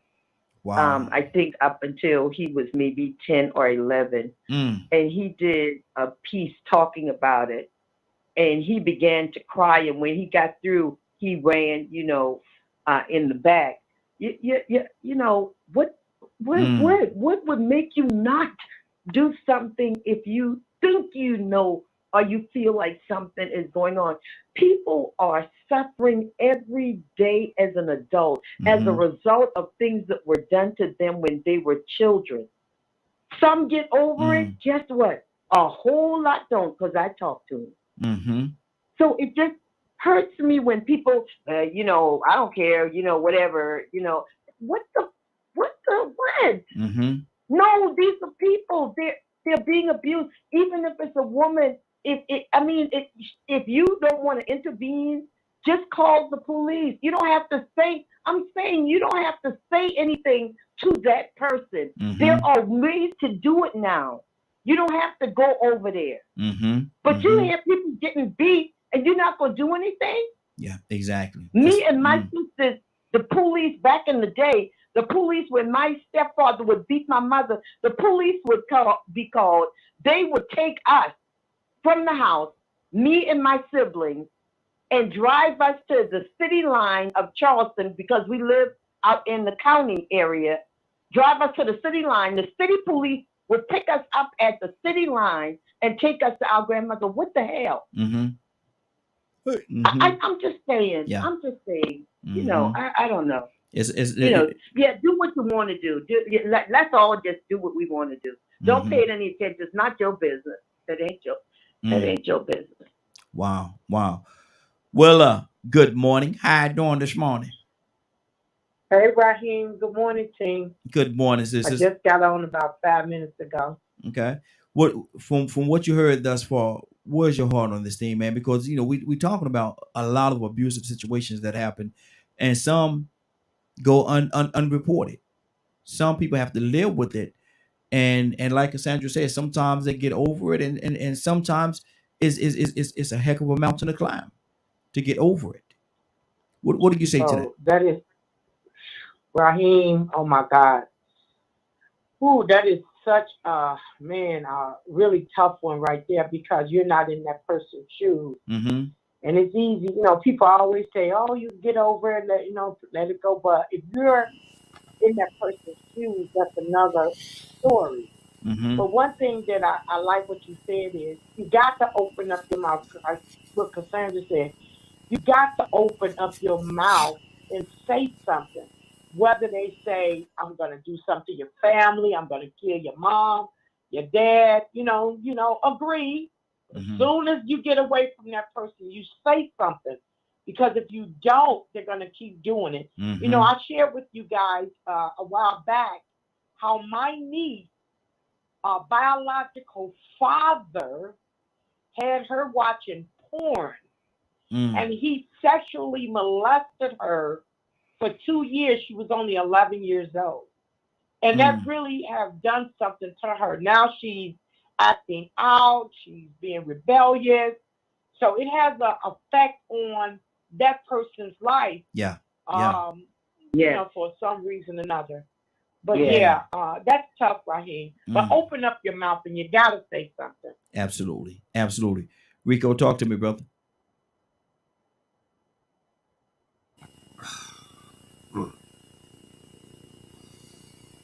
Take your time. I'm gonna come back to you, brother. I'm gonna come back to you, Rico. I'm gonna take your time, brother. I'm gonna come back to you. It's okay. It's all right. Rosalind? I agree with Miss Willa. It's a lot of stuff like that that's happened in my neighborhood. I remember this father, his girlfriend had to go to prison, and they had like a lot of kids, and he took all of them in. Well, in the process, he got with another lady and started having other kids. Well, he was raping his daughter, and she would tell the kids at school and everything, but his daughter later on, they ended up removing her from the home, but she ended up committing suicide.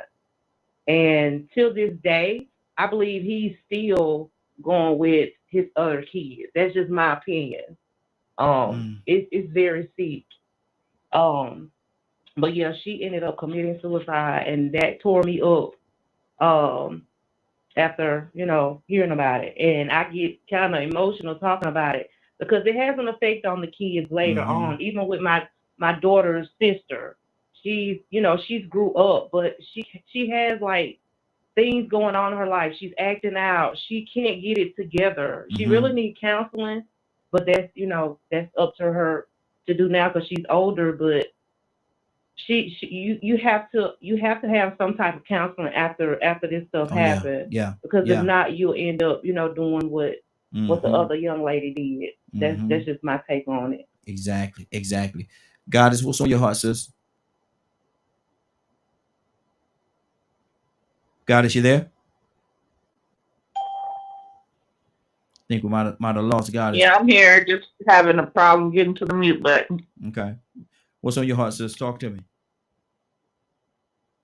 I'm just sitting back listening to everything, and I've always been an advocate of women from domestic violence as a domestic violence survivor. So that's key one. But you can speak out. There's nothing wrong with speaking out, and then nothing wrong for making that phone call. But again, I'm going to stay where I stay at. Keep in mind of what you're doing and where you're doing it. I didn't put myself in positions to try to help other women, and I done seen it come back on me, So again, keep your mind. I mean, I was able to stand for whatever I put myself in. I try to stand for what I stand for. Everybody might not be able to do that. So any reactions that came back, I was able to take that stand. Wow. And that was just a learning lesson for me. So that's so very important in what you do. And that's with everything. I've helped the homeless. I've seen women, in the homeless camps get raped. They get the men raped, all that. I didn't see it all. And I done came in and helped it all. So again, be careful what you do and how you do it. Don't mean stop doing it. That just means that when you make that step, there might be more steps behind it. So, exactly. Don't mean I'm gonna stop helping people. I'm still there to help others. But after you help somebody, sometimes you might need counseling. Yeah. Absolutely. It's opening into a whole different energy, and it's a negative energy that you're opening yourself up to. Absolutely. Rico, what's on your heart, brother? I'm gonna try to lighten this up a little bit, man, because I could get personal about this, but after hearing some of those other situations, they were a lot worse than mine. But at the same time, I still started having flashbacks, and it got a little tough. But I was thinking, am I my brother's keepers? Yes, I am. Do I stand for the community? Yes, I do. And for me to stand for the community correctly, I have to have concerns for the conditions of the people in my community. And so, those concerns for conditions come with what is right and what is wrong. And so I think about when I was young. I remember when I was young, I used to get in trouble, man, and people used to always say, man, leave Rico at home. Don't bring him along because this was me right here. Ooh, I'm going to tell you. If I saw you doing something wrong, I was telling. And like Ray said earlier, I don't care. You doing something wrong. You get mad at me. I don't care. But then after a while, like I started being left at home. I started being left out. I started being shunned. To this day, I'm like that. Speaking the truth, I get shunned a lot. Just for going straight down the middle. You know what I'm saying? Even when I hold myself accountable. We might be friends, but if you're doing something wrong, I'm gonna call you out on it. So I might not be the best of terms with everybody, but one thing people can say is that I keep it real. And so, what happened was I got brainwashed to fit into the community because after a while, somebody was going to give me something that I knew I shouldn't have been doing, and then they hold it over my head. Or just make me feel so bad to the point of where, oh, no, we don't want you to go with us. We don't want you to play with us. You tell too much. You talk Yeah. too much. So Mhm. you start seeing stuff that you shouldn't be doing. You're keeping it to yourself. That Mhm. starts a monster. And see, it started with me to a point to where when my aunt finally decided to go tell the little bit of abuse that she knew that was what was going on, people looked at her like she was snitching. My mama Mhm. looked at her like, that damn Diane went and told my Yeah. business. Mhm. But I'm thinking to myself, wait a minute, man. You've been going through it too, just like I've been going through it. Mhm. And so you know what the funny thing about it was that I had an uncle that was a professional baseball player. He was a beast. And he wouldn't step in to defend my mother or me. I felt like that was dysfunctional. But then I found out after a while there were certain reasons why people didn't step in. First off, she probably wasn't going to leave because the material and superficial things were so beneficial to her. They were she had a lot of comforts, a lot of access to things that other people didn't have. We lived in a finer neighborhood. And then on the outside looking in, she had siblings that could have told what was going on before my aunt finally told when I was 11. She had siblings that sometimes they watched the abuse and they laughed because they were jealous and envious of where she lived and what she had. They didn't know on the inside. On the outside, people didn't know, Rico getting his tail kicked. That's the reason why Rico ain't a happy child no more. That's the reason why Rico bullying now. He's got this aggressive nature. Where's he getting this from? Didn't nobody know that. They just thought that whenever they saw bad things going on, to laugh or to just stay out of it because they wasn't their business. So now I'm gonna say this again: hurt people hurt people. In Rosalind's case with her friends, sometimes they hurt themselves. But either way it goes, we have to deal with it later on down the road. Even in the prison system, you see a whole lot of hurt people that existed in an environment where the community didn't have enough concern for conditions of the people in the community. The innocent, vulnerable children. They end up turning into these criminals that we say that we need to go and tell on now. Absolutely. I could have been that. I could have turned into that had it not been for my grandmother. I could have acted out that way because I got that aggressive nature. Still got it. And actually should be in prison. You get what I'm saying? But that's life. That's life. Good deal. We got a few people on the phone line. We're going to come to you all as well. We got 2 or 3 people that just chimed in with us. But before we do that, Charles, what's on your heart, brother? No, just listening to Rico, man, and who was that speaking before Rico? Who was that speaking before you, Rico? It was Rosalind, wasn't it? I think it was Rosalind. But what she said, no, man, Goddess. It was Goddess. Goddess. So what she said, and I think Curtis said this the other day too, a while back, that people who like help people or something like that need like to go see counseling afterwards. Yeah. And bro, I can believe that. Because if somebody opened up to you on certain things and certain levels, like, listen, when I'm going back to this, I know when my cousin found out about the baby, what happened. Now we all found out in Atlanta at the same time what happened. Y'all just don't know what case this is, and how horrific it was, and how much she was trying to help the baby. And she was 9 years old, but she was a baby to us.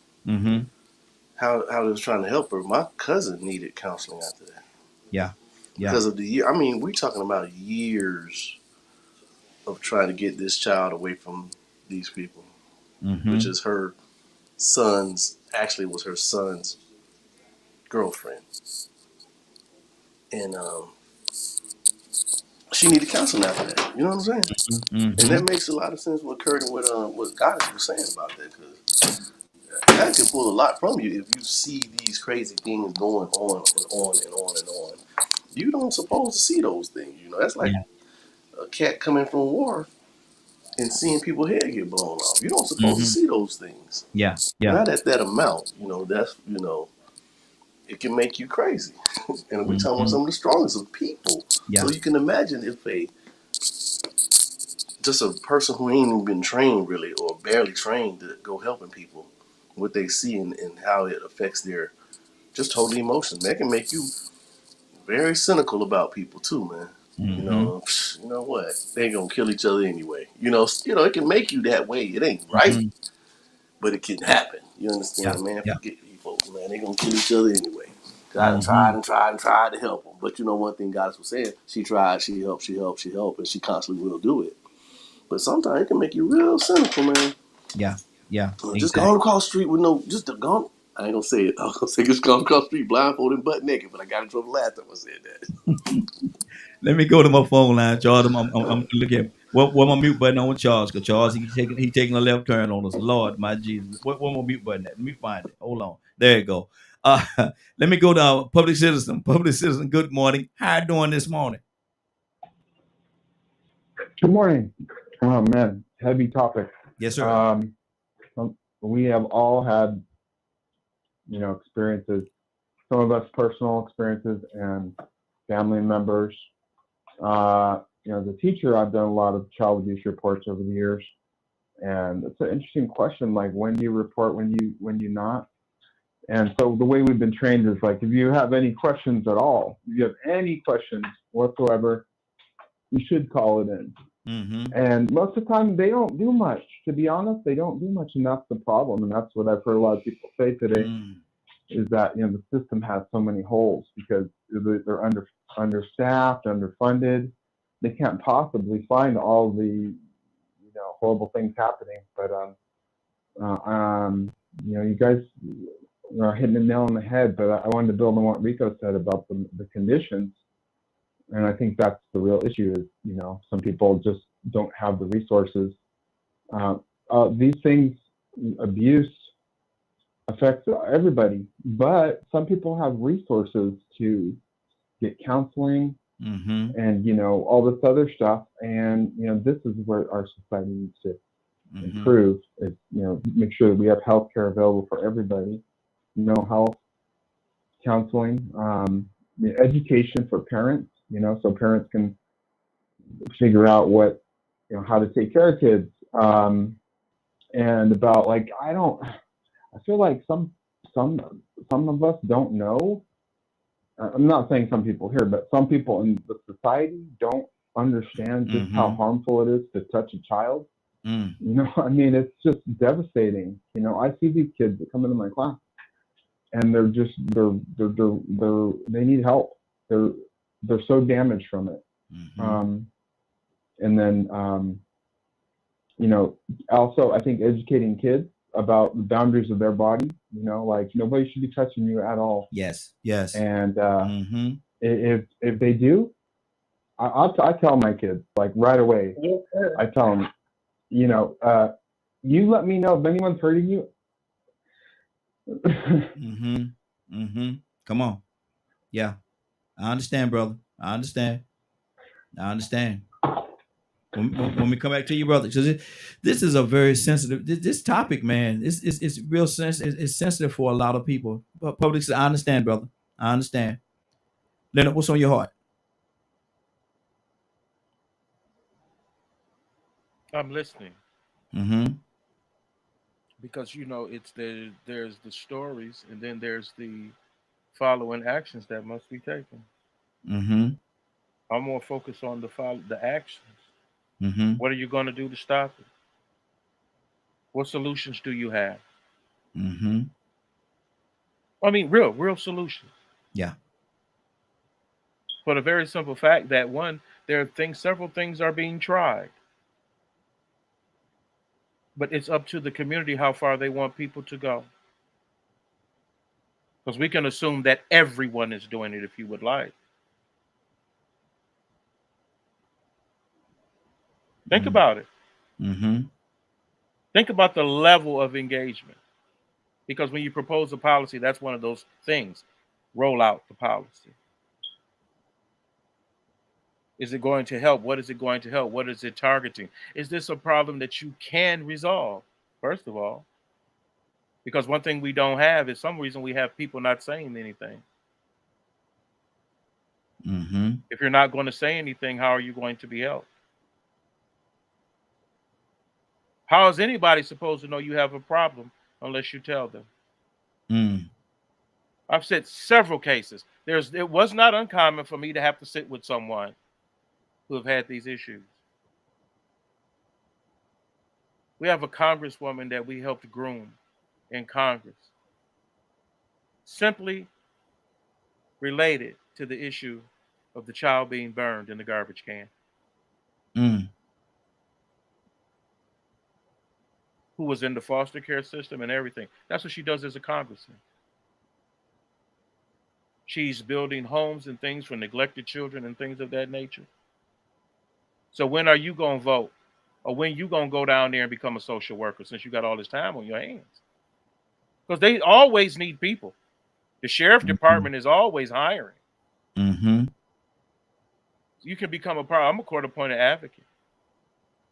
I was thinking about becoming more active myself. But these issues happen every day. And there is always a reality. And that's the sad, and that's the sad reality, man. So situations like this happens every day. Go ahead, Leonard. So people have to speak up.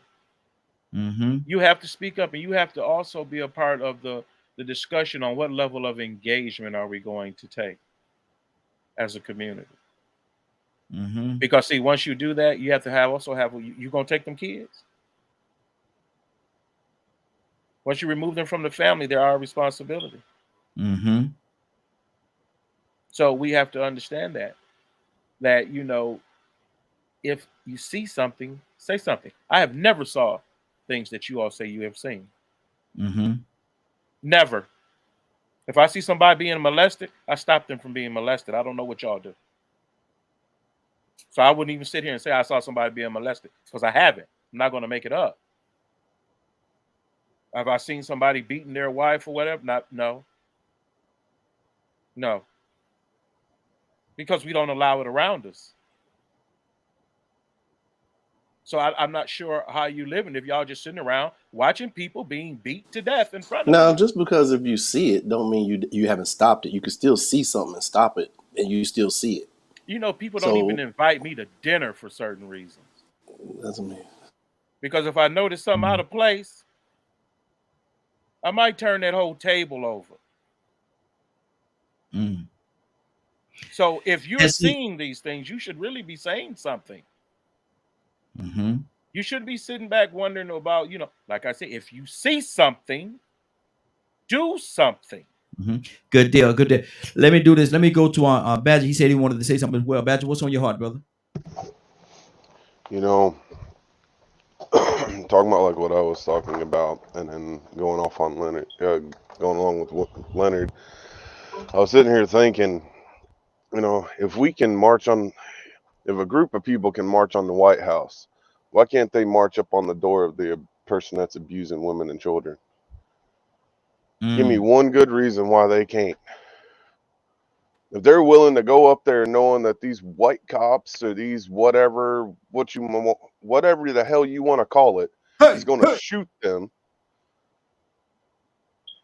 then why can't they use those same cojones to walk up on that doorstep knowing that child's being harmed inside that house?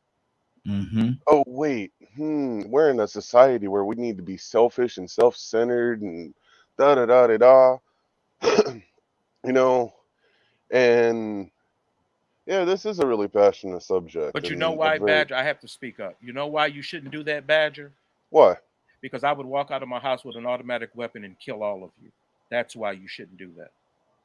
Well, if you flip a table in their house, couldn't they do the same thing? Because think about it. That kind of resembles a lynch mob, doesn't it? So we have to think about these things and these actions we say we're going to take if we're not going to take them. So you have to do things a certain way. This is one of the few times where I'm going to clash with you. And I'm just going to ask you, so you said that if you were in the house and saw something was wrong, they wouldn't invite you over because you'd probably flip the table, right? Wouldn't you get shot doing that? No, I'm not going over to them people's house. I said at my table. This is what people don't understand. You know, he said people that he know. Think about it. You have ways to confront people. The way the nation, for instance, confronts people in certain areas. They will go and ask the person selling dope or prostitution to leave. But then they're going to get law enforcement involved. what you gonna do?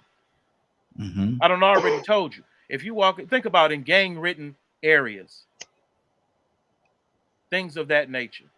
Just because you thought you was big and bad enough, you will be dead laying in the front yard. Mm-hmm. You and all Well, them people you riled up mhm. to come and think you're gonna attack somebody in their house because of something you think is happening. Mm-hmm.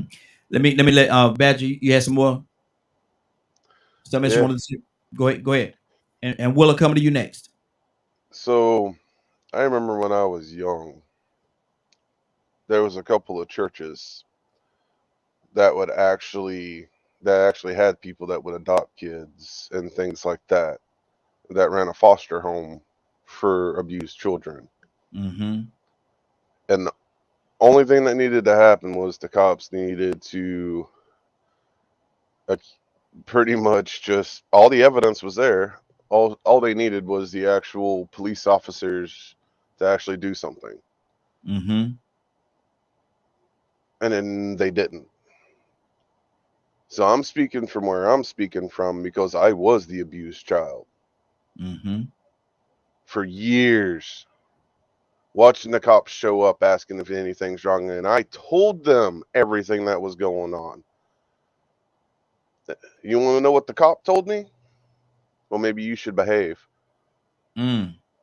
Wow. So I guess that was just a bad cop. Wow. So sure, let's fill up the cops. Let's fill up the CPS and adult protective services people.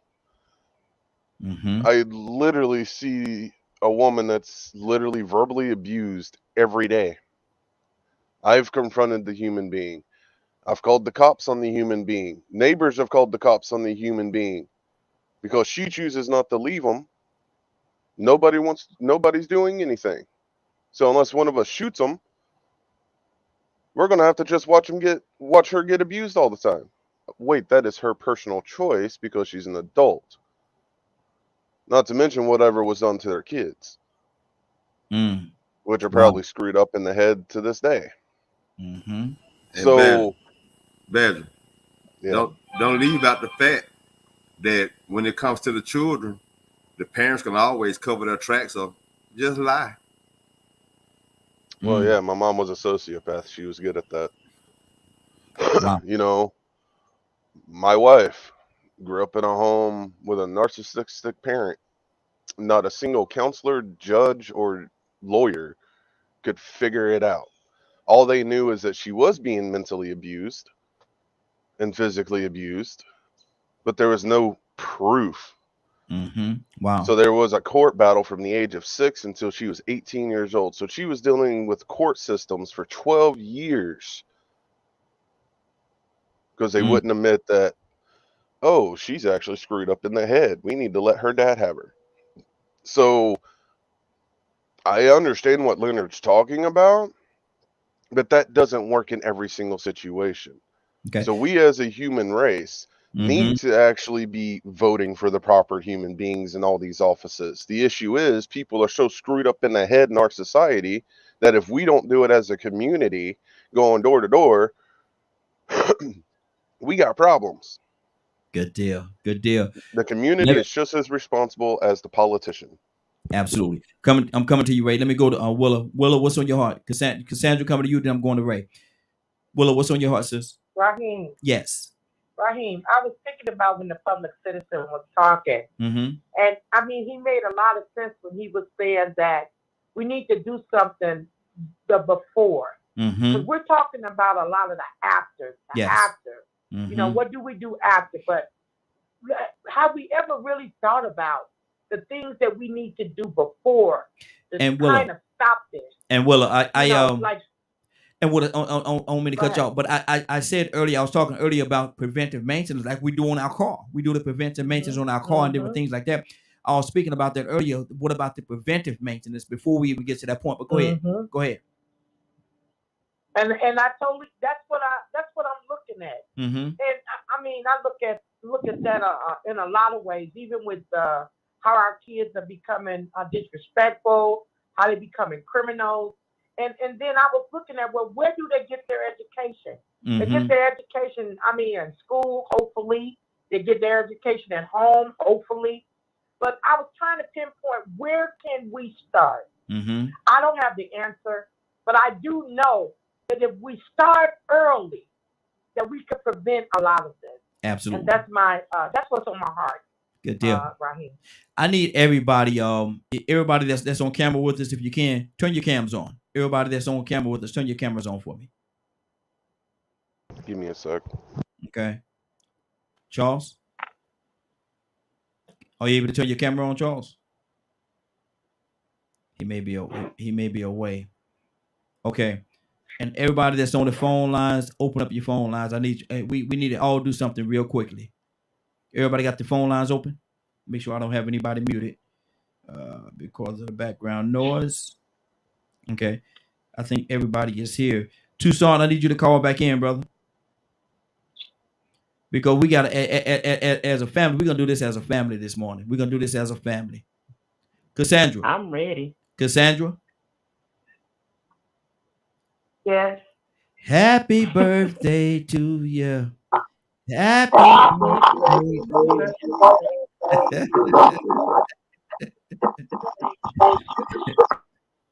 Happy birthday, Cassandra. Happy birthday to you, Cassandra. Happy birthday. Thank you. Now, we couldn't let the day go by. You know, I knew, but I wanted to wait to a certain point in the conversation, hoping that you was gonna hold on, and you did. So thank you for that.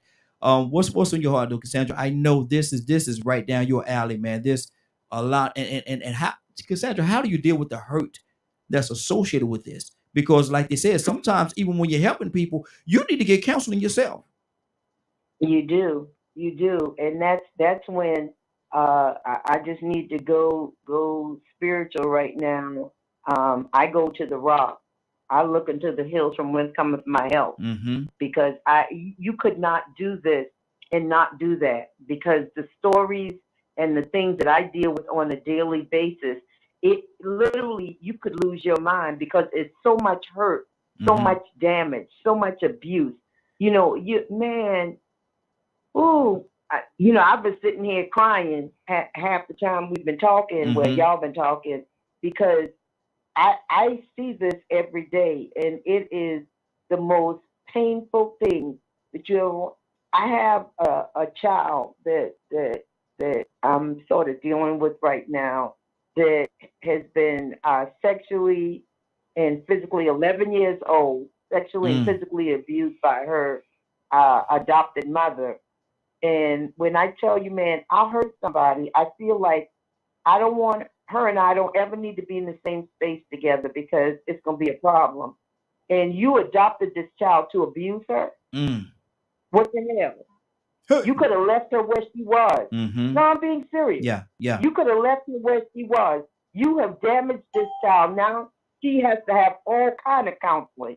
Who puts a Haravera pepper, whatever that pepper called, up a child's vagina? Who puts preparation on a child's vagina? Come on now. I will hurt her. See, that's the kind of stuff I have to deal with on a daily basis. And you're getting messed up, man. People don't understand why I'm so crazy sometimes, but that's why. Stuff like that. Wow. Hey, Raheem. Yes, I don't mean to butt in, but anyway, you have to protect your kids well. Like my daughter, I protect her. You know what I'm saying? I don't have 4 or 5 different men coming in my house on a nightly basis and putting her in a position to where she can be hurt. So a lot of these women, they have to start protect. I'm not saying that they don't, but I see it all the time because I have a family member. She changed men like she changed clothes. Good Lord. You can't have all these different men in and out your house consistently and thinking that nothing like that is not going to happen, because these days, a lot of men, they prey on young girls. It is what it is. But I protect my daughter. And even when she was born, she's only around one man, like on a daily basis, and that's my stepfather. And I told him when she was born, she's only around you, and if something happened, I'm coming to you first. And if you did something, I'm gonna handle you. I mean, I just let him know. That's just me. That's my daughter. I'm gonna protect her. Yes. If I Yes. can, as long as I'm living, she's gonna be protected. So as women, we have to start protecting our daughters as well, and stop allowing all these different men in our homes and around our kids. Even when my daughter has sleepovers, I let the parents know no men will be at my house, so you don't have to worry about that. I'm very passionate when it comes to stuff like that. So we have to start protecting our daughters as well. Absolutely. Absolutely. I want to make Ray. a comment right now. Okay, hold on 1 second. Let me go to Ray. I can write back to you. Ray, what's on your heart? I say I was gonna come to you, bro. Yeah, this is a sensitive topic, but I like being in the military. I come from if you don't know, sexual harassment and domestic violence in the military, yes, it's rampant. It is everywhere. But I remember we had a situation where basically this major was just like Street Fighter every day with his wife, just tearing her up. I mean, he a major now, 04. And we knew because we had friends. We were cool with her. And like Leonard said, what are you gonna do? And then in this situation, we're not idiots, so we confronted them in uniform because every day we got up, and we were privates at the time too, and that's what we told the major. It was like, hey, we're gonna report you. We don't have anything to lose, seeing as I'm an E2. That means I'm nothing essentially. And it's like 6 of us were like, you do it again, or you don't let your wife leave, we're just gonna beat you up. And the dude was just like, what? I was like, yeah, we're just gonna beat you up. We don't know what else to do. We're children. We're kids. We're like, I think I was like 19 at the time. I was like, yeah, man, I don't know how to go to the cops and report this properly. I reported to my Sharp NCO and Sharp OIC, and I was like, the other option I have is just to fight you. And to me, that suffices. Well, I'll just beat you violently until. But then I get where people don't have that opportunity. I'd also like that isn't always an option. But to me, fear mongering, and it sounds bad, but fear mongering is one of the most successful things. Like I remember my cousin Kayla, she was having issues with her baby daddy, right? And he was beating her up and so on and so forth. And the time I was going through a rough time at the time in the military.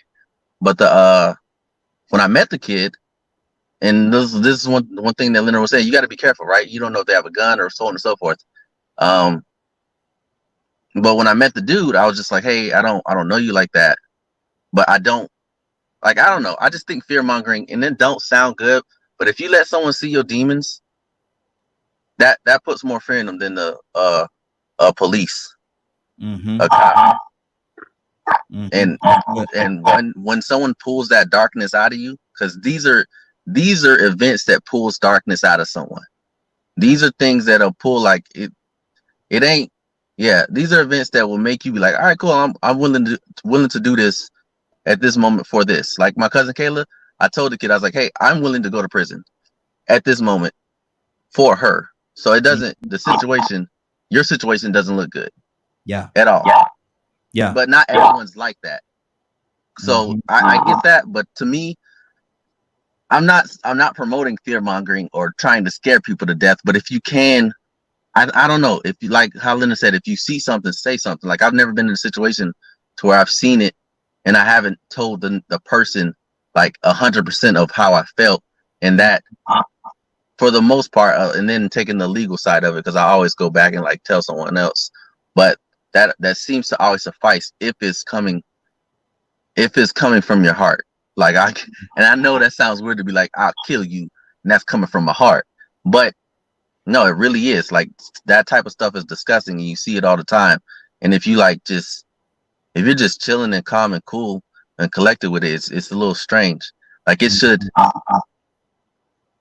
don't know. It's weird for me, but for me, it makes me violent. Like really, really, really, really violent. And to be blunt, I can shoot you from 400 meters out. So it's not. I don't have a problem. I ain't got to see you.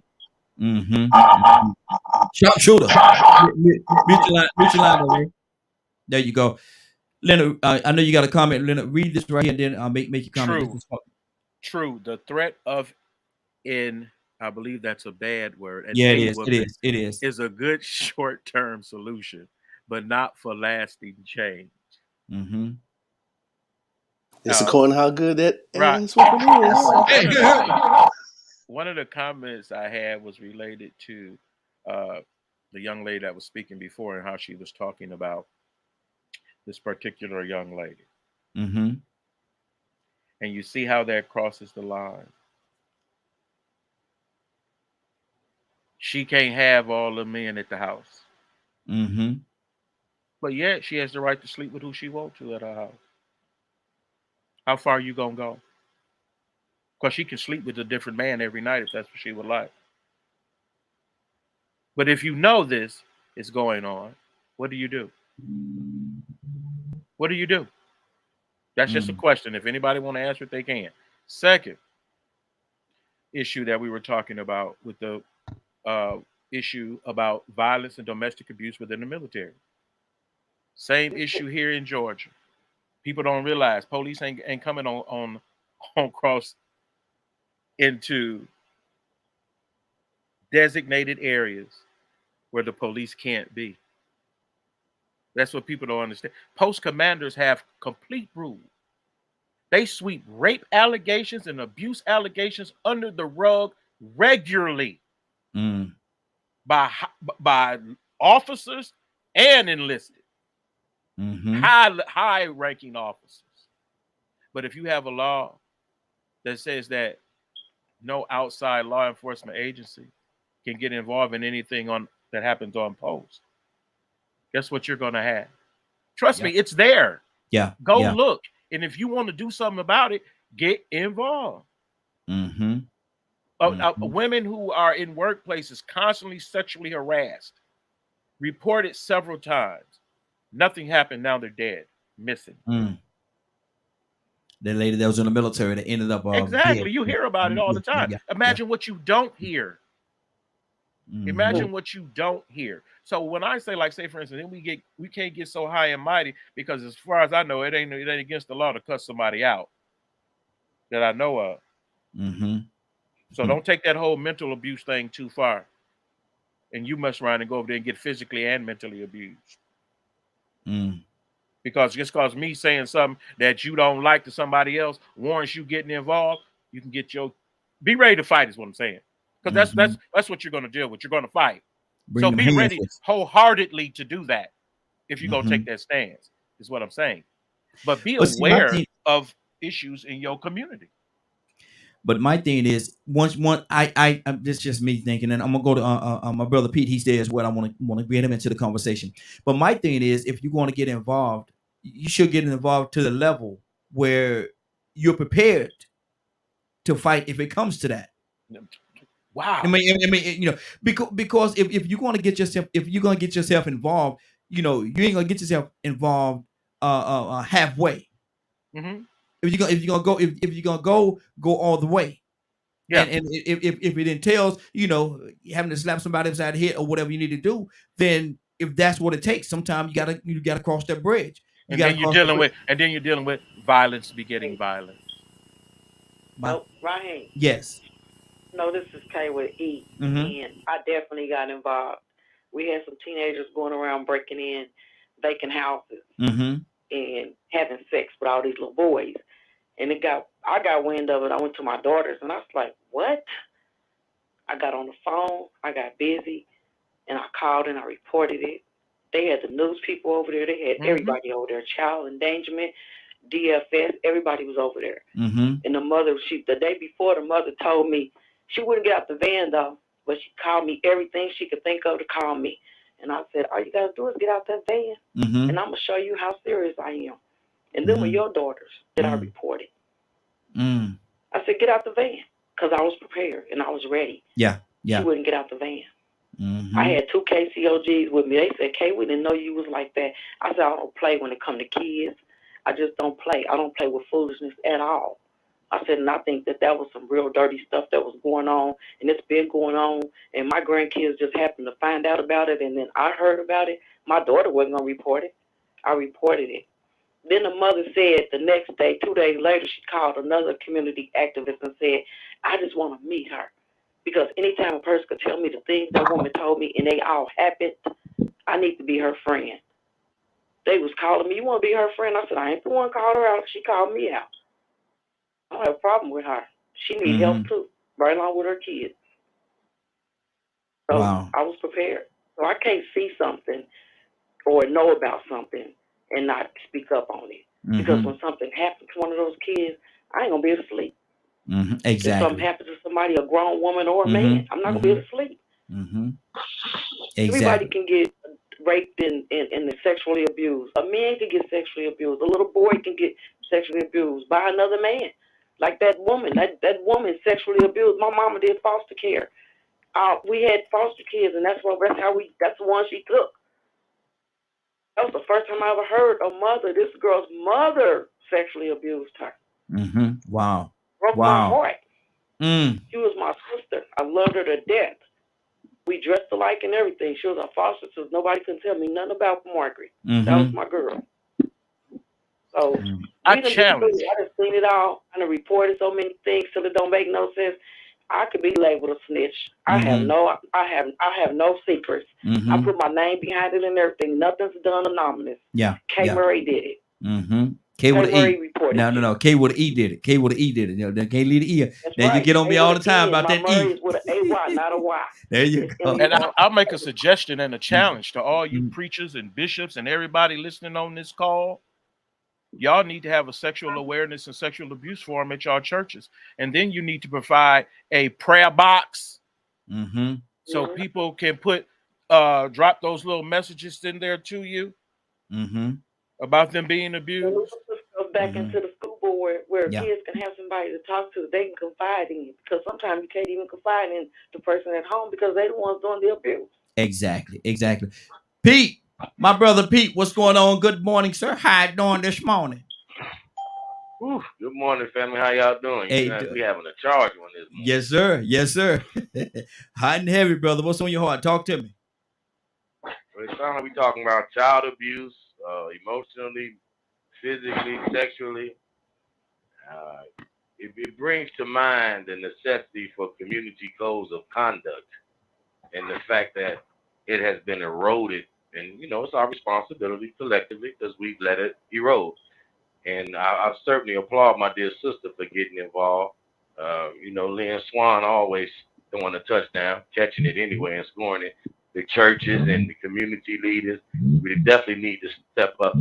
And like you say, when you confront it or become aware of some of these situations, absolutely. If it's physical abuse, already it's abuse. It's physical abuse. So if you're going to intervene or intercede in something like that, you sure enough had better be ready to go to the ultimate. And you may end up fighting both of them because the victim may turn on you and you're trying to defend the victim. It happens all the time. All the time. Sexual abuse, that's just unconscionable, especially if it's an adult with a child. That's just,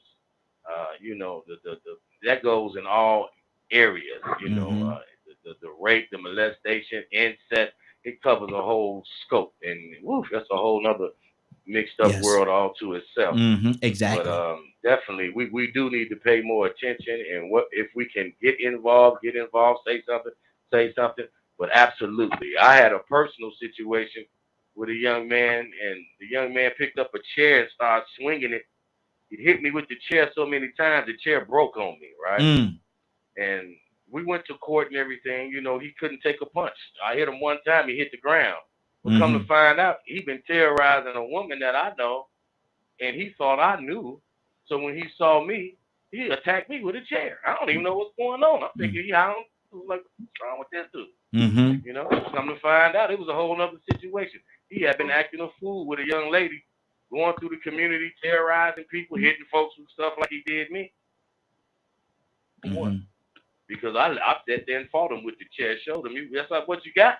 I'm a man, dude. I'm not a young man. I'm not a child. You want to fight? That grown men fight. We can fight. But grown men destroy things. I destroyed the chair and put him on his behind, and then took him to court and put him in a position where if you do it again, I can blow your brains out, and there ain't nothing they can say about it. Okay? Yeah. So you definitely need to be prepared when you deal with situations like that. And just to be honest, the community codes of conduct. These things go on because the collectively as a community, we allow it. We don't enforce no collective community codes of conduct. What are the community codes of conduct? Tell me what are the community codes of conduct in your community? You don't have none because we're not enforcing none. And that's the start of the problem right there. When the community understands there's a standard, not just with the law, the nation, and the government, the police,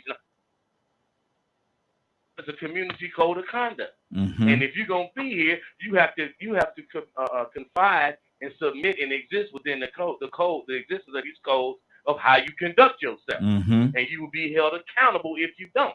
Exactly. You can dissuade a whole bunch of this mess just by simply reestablishing community codes of conduct. Absolutely. Rico, what's on your heart, brother? You know, to me, it gets to a point where it has to be understood for a person to even step up and put their nose in somebody else's business in such a way. They would have to be courageous and prepared for whatever comes with it. They finally put their foot down and say, you know what? I don't care what the results are. I got to help this child. So I think it's already understood. And for anybody that wouldn't, it's a lack of confidence. Just like the person that would step in on behalf of a child or a grown woman that is being abused and says, you know what? I fell and hit my nose on the stairwell. I ran into the door. They lack confidence. So, you know, the thing is with that lack of confidence, the other word you want to say is for the person that says they won't confront that is that instance, they're cowards. What it boiled down to. Why are they cowards? Because they don't want to have to deal with the other issue that may come with the perpetrator rebelling, because the perpetrator is not going to say, okay, I'll stop. No. She telling the truth. They telling the truth. Like I said earlier, they'll cover it up. They'll lie. Man, you know them children got an imagination. I don't know where they got that from. So he said, well, you know what? That answer sounds good enough to me. You don't want to get involved. See, that's another reason why people say don't snitch. They don't want to be involved with the house because truly they're cowards. It takes a lot of courage to step in and stick your nose in some business. So that lack of confidence thing is one thing. But then I'm going to answer that question because Rosalind had brought that up about the bringing the men around the children. And Leonard asked, what would you do? You know what I'm saying? If a woman was bringing a lot of men around. Can't do nothing about that.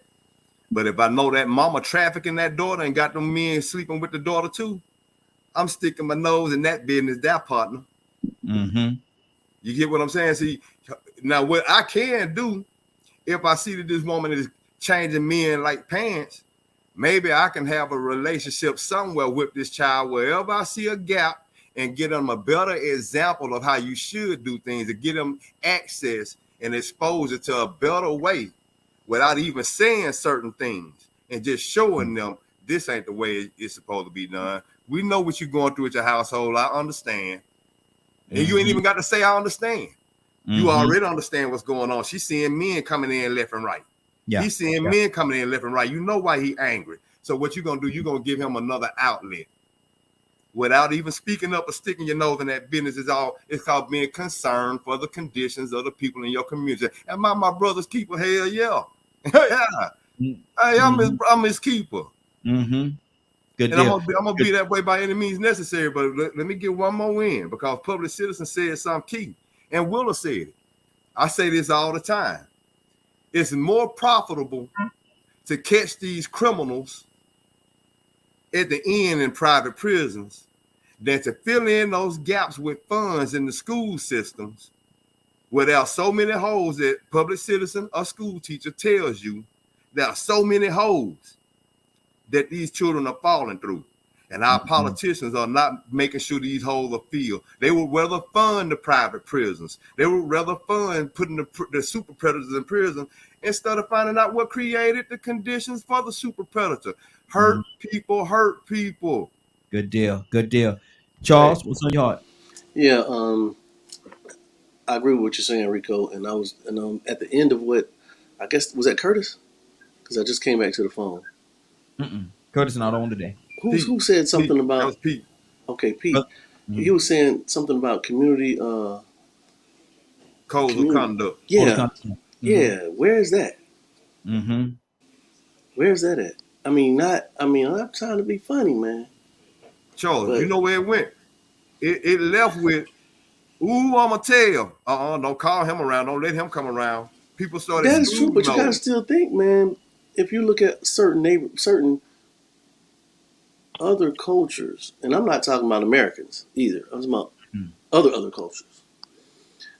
They will cane you if you get out of order. Remember, Raheem and Rico, y'all remember when kids were getting caned over there, and when they was out of order? Was that Singapore? Yeah, Singapore. I think it was because they don't play they don't play them games. You understand? You walk a straight line and you do this. Now in my neighborhood right now, and I thank God I live in a retired neighborhood. You can't step out of line without everybody in the neighborhood calling the cops. I can actually, to this day, leave out the house with my front door open and my garage open, and I'll get a phone call from my neighbors. Man, you left your garage open. I'll watch it. Man, you left your. I've actually came home, and my neighbor sat outside. This dude is 80 years old with a 357 in his hand.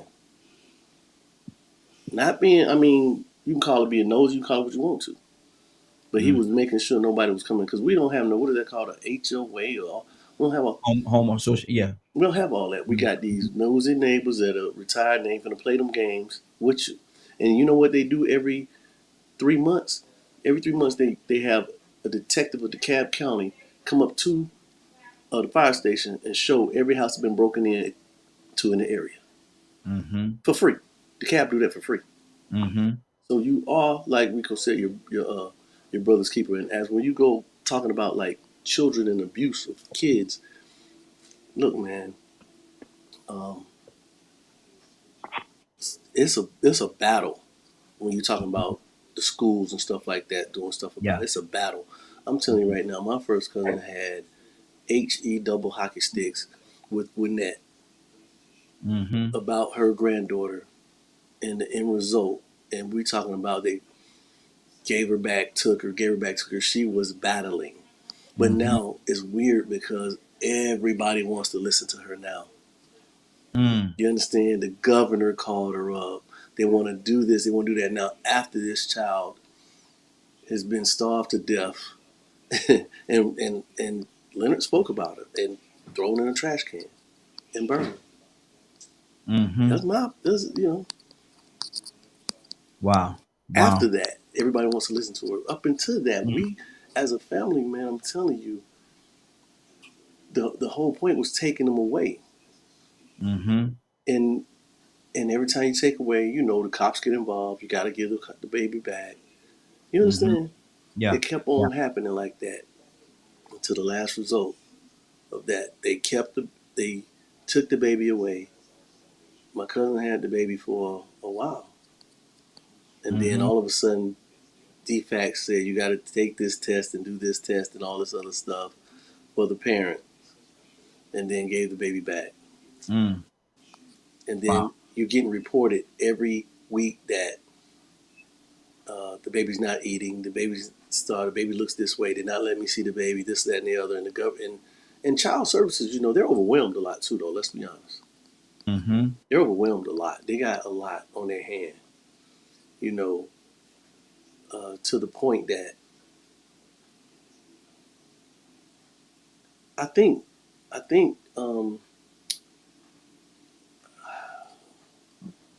things happen, man, and you look at it that because a lot of it happened when I was locked up, and I think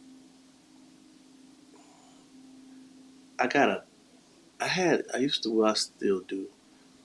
If I'd have known, and when I learned about everything is when I got out, and it was too late then, because it had just happened, like a few months after I got out or something like that. It just happened, and I was like, what the, you know, it's sad, man.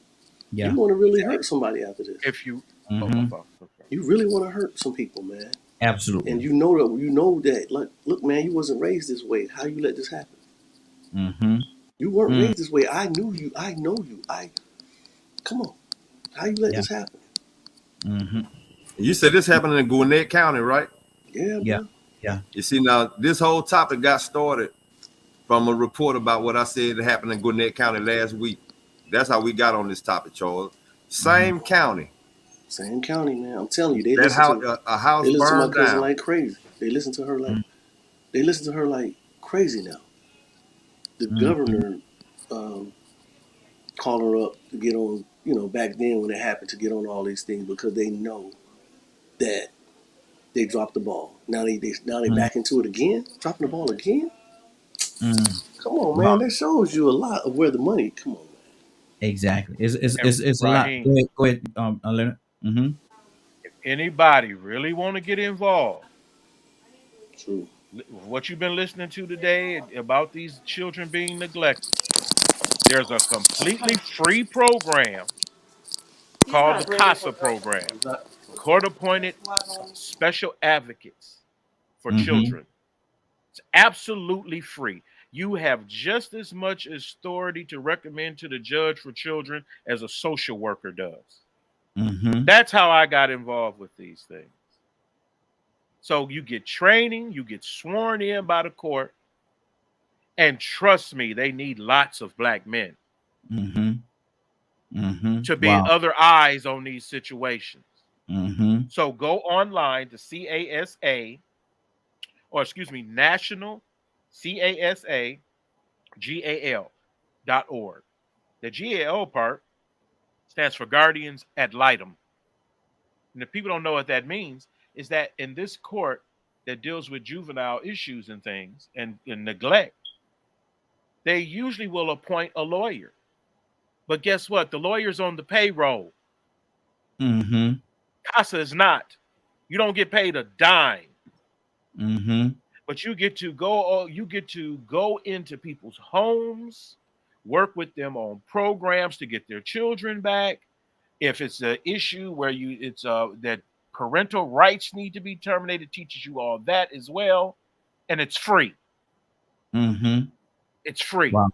So definitely go and find the closest one to you to see if you can get involved. That's what you're going to do to help these children and keep these children from being neglected and slipping through the system. You got to have other eyes on the situation that ain't on the payroll sometimes. Yeah, that's good. That's good. Because for everybody else, it's work. I met more people working for this department in group counseling than anybody. It would be me, and if there were 5 or 6 other people in the group counseling session, 4 of them work for DFACS. And that's why they in counseling. Wow. So get yourself together, because that's what's needed. These programs, these advocacy programs, you got to be a member of them for them to continue to receive funding, to build relationships with the court, all of this. I mean, I make surprise visits on people. Leonard, type the website in the thing so I can put it on the screen. People want to know what that particular website is. Badger, what's on your heart, brother? I kind of like what Leonard's talking about. Like, there are still communities out there that they honestly watch one another. They watch each other's backs. Those are becoming more and more rare. Even in HOAs, you still have robberies and stuff that you have to deal with. You're supposed to be, it's a gated community, and, you're paying so much money every month to have extra security and all that, and your house still get broke into. So there's so much going on, and there are so many different ways to get involved. You just got to find it. So there are ways to help the community. I'm a firm believer in, I wish there was more people like me out here where I live. I've been trying to start an awareness group out here, and folks just don't care out where I am. I think I've met like 2 people total so far in 6 years since I've tried to start it, that actually wants to do something like that, because most of them do, well, it's none of my business thought process. And I've gone to churches, I've talked to preachers around here about starting up things like that, and no, if they want help, they just need to come here. I'm like, well, how about the ones that don't want to walk in the church because they're afraid? Well, that's on them. Okay, I understand that to a degree. But what's not to say that if you actually had something that was outside of the church, that they wouldn't come to it? Sometimes more people are willing to come do something when there aren't certain things put into it.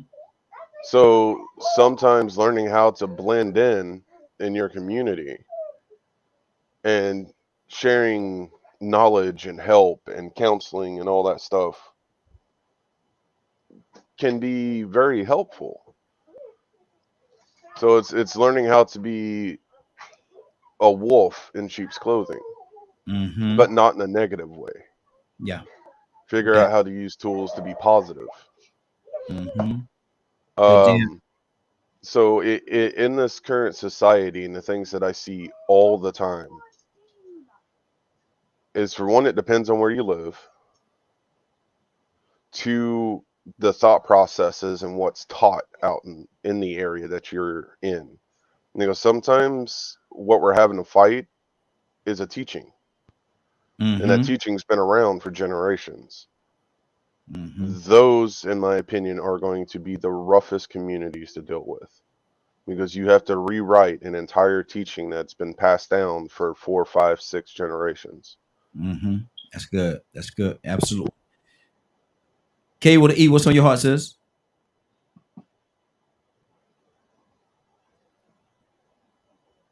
K trying to find. Let me go to Goddess. I gotta get off mute. Oh, okay. I'll get to go to Goddess and find out which one of y'all gonna find y'all mute button first. She might have found hers first. But I just agree, and I think that every state has a number that they can call. Every state, and I just think the system is even corrupted. So we just got to do what we got to do. Exactly. And to take that chance, and just make the prepared. difference. And make the difference. If it's a family member, and she got men running in and out her door, and she got girls, then your opportunity is tell those girls, come on, let's go have lunch. Let's go have breakfast. Let's go have a girl day, auntie day, and talk to them. Anybody touch y'all or anything, I'm here for y'all. Tell me. Exactly. That's what you're supposed to do. Exactly. Because them girls or them boys, just to know somebody else is there. Because mama don't care. Yeah. Wow. They'll call you. Wow. Goddess, what's on your heart? She trying to find out. I just think that Kay just hit some things right there on the head that a lot of people fail to realize, is that the system is corrupt. They have programs that basically, instead of going through, you want to say the welfare system or the whole child care system, they want to keep all the funds, and a lot of people fail to realize that. They even they did submit it out to Cornerstone. I know right here in Kansas City, and I know Cornerstone is building up throughout the United States. But instead of having an advocacy, they have advocacy programs that they don't want to submit in order to come in and help out. So the system is corrupt. So stepping in to try to help out, even some of the young mothers, because they don't know. Yeah. Unfortunately, we had, our blueprint of us growing up, a lot of it has changed. So when you come back to that community conduct, well, it depends on who's doing that staple, because we've talked about that for our 18th and Vine district, is a community conduct. But the key factor is laws are put in place that if you do state certain things, then you can be prosecuted because of those laws, because you're violating other people's rights. Because we want to make it a no-gun zone. But because there's a law stating that you can't, on a public street, you can't make that like that. So it's starting to each one teach one. Exactly. And that's where it goes with. And it doesn't, it's also helping with the young older women, helping the younger women, you know, giving them some advice, giving them that's how I met Kay. She basically was an older woman helping out a younger woman, you know what I'm saying, which was me. So there's different avenues that we can take that can that would help our community. It's good religion. And put them in a code of conduct place. Does that make sense? Yeah, it does. It does. Rosalind, what's on your heart, sis? I'm just listening. And we definitely can do something about it. I have a women empowerment group where we empower women and girls. There was a lot of things that I didn't learn when I was younger. I wish I had somebody to, you know, coach me or lead me and guide me in the right way. Just thankfully, there are a lot of people got a hold of me, and you know, I turned out the way I am. But we do have like women empowerment sessions that we do all kind of stuff. We talk about anything that you want to talk about to better the women. So anything, mental health is the main thing that we're concerned about.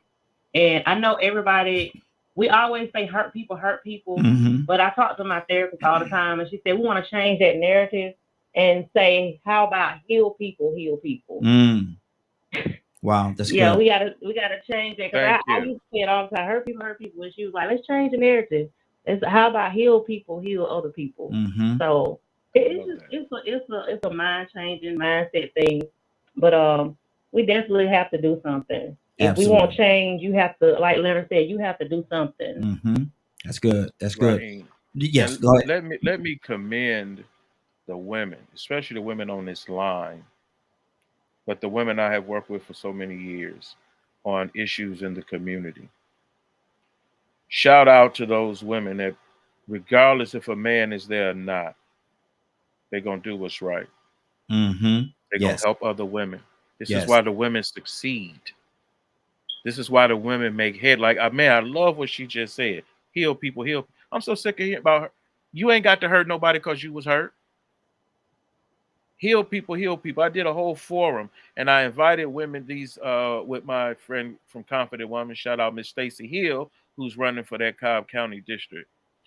She's you mean Stacy Hill? Yes, ma'am. Yes, sir. Stacy Hill, officer, runs the international organization called Confident Woman, and I partner with her to bring forums and issues and things to the community so people can talk about it.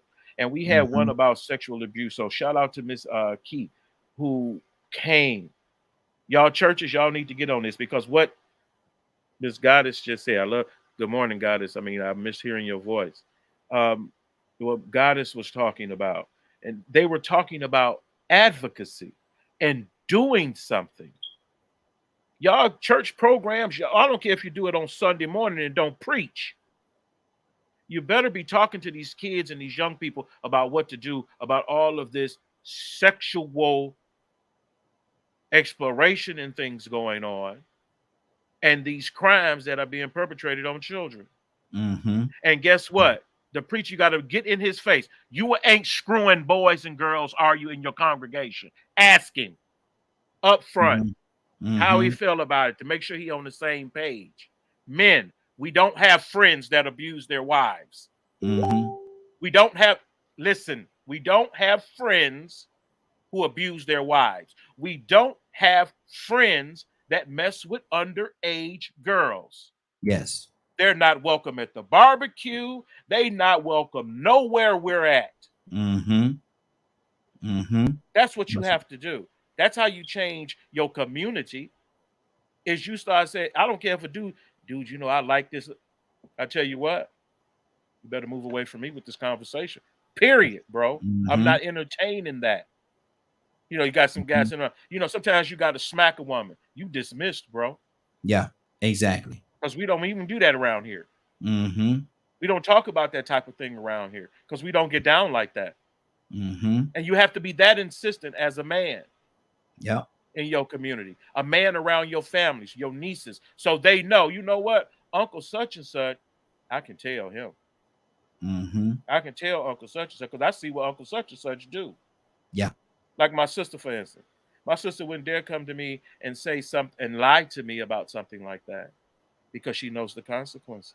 And she ain't gonna put another man in harm's way that way.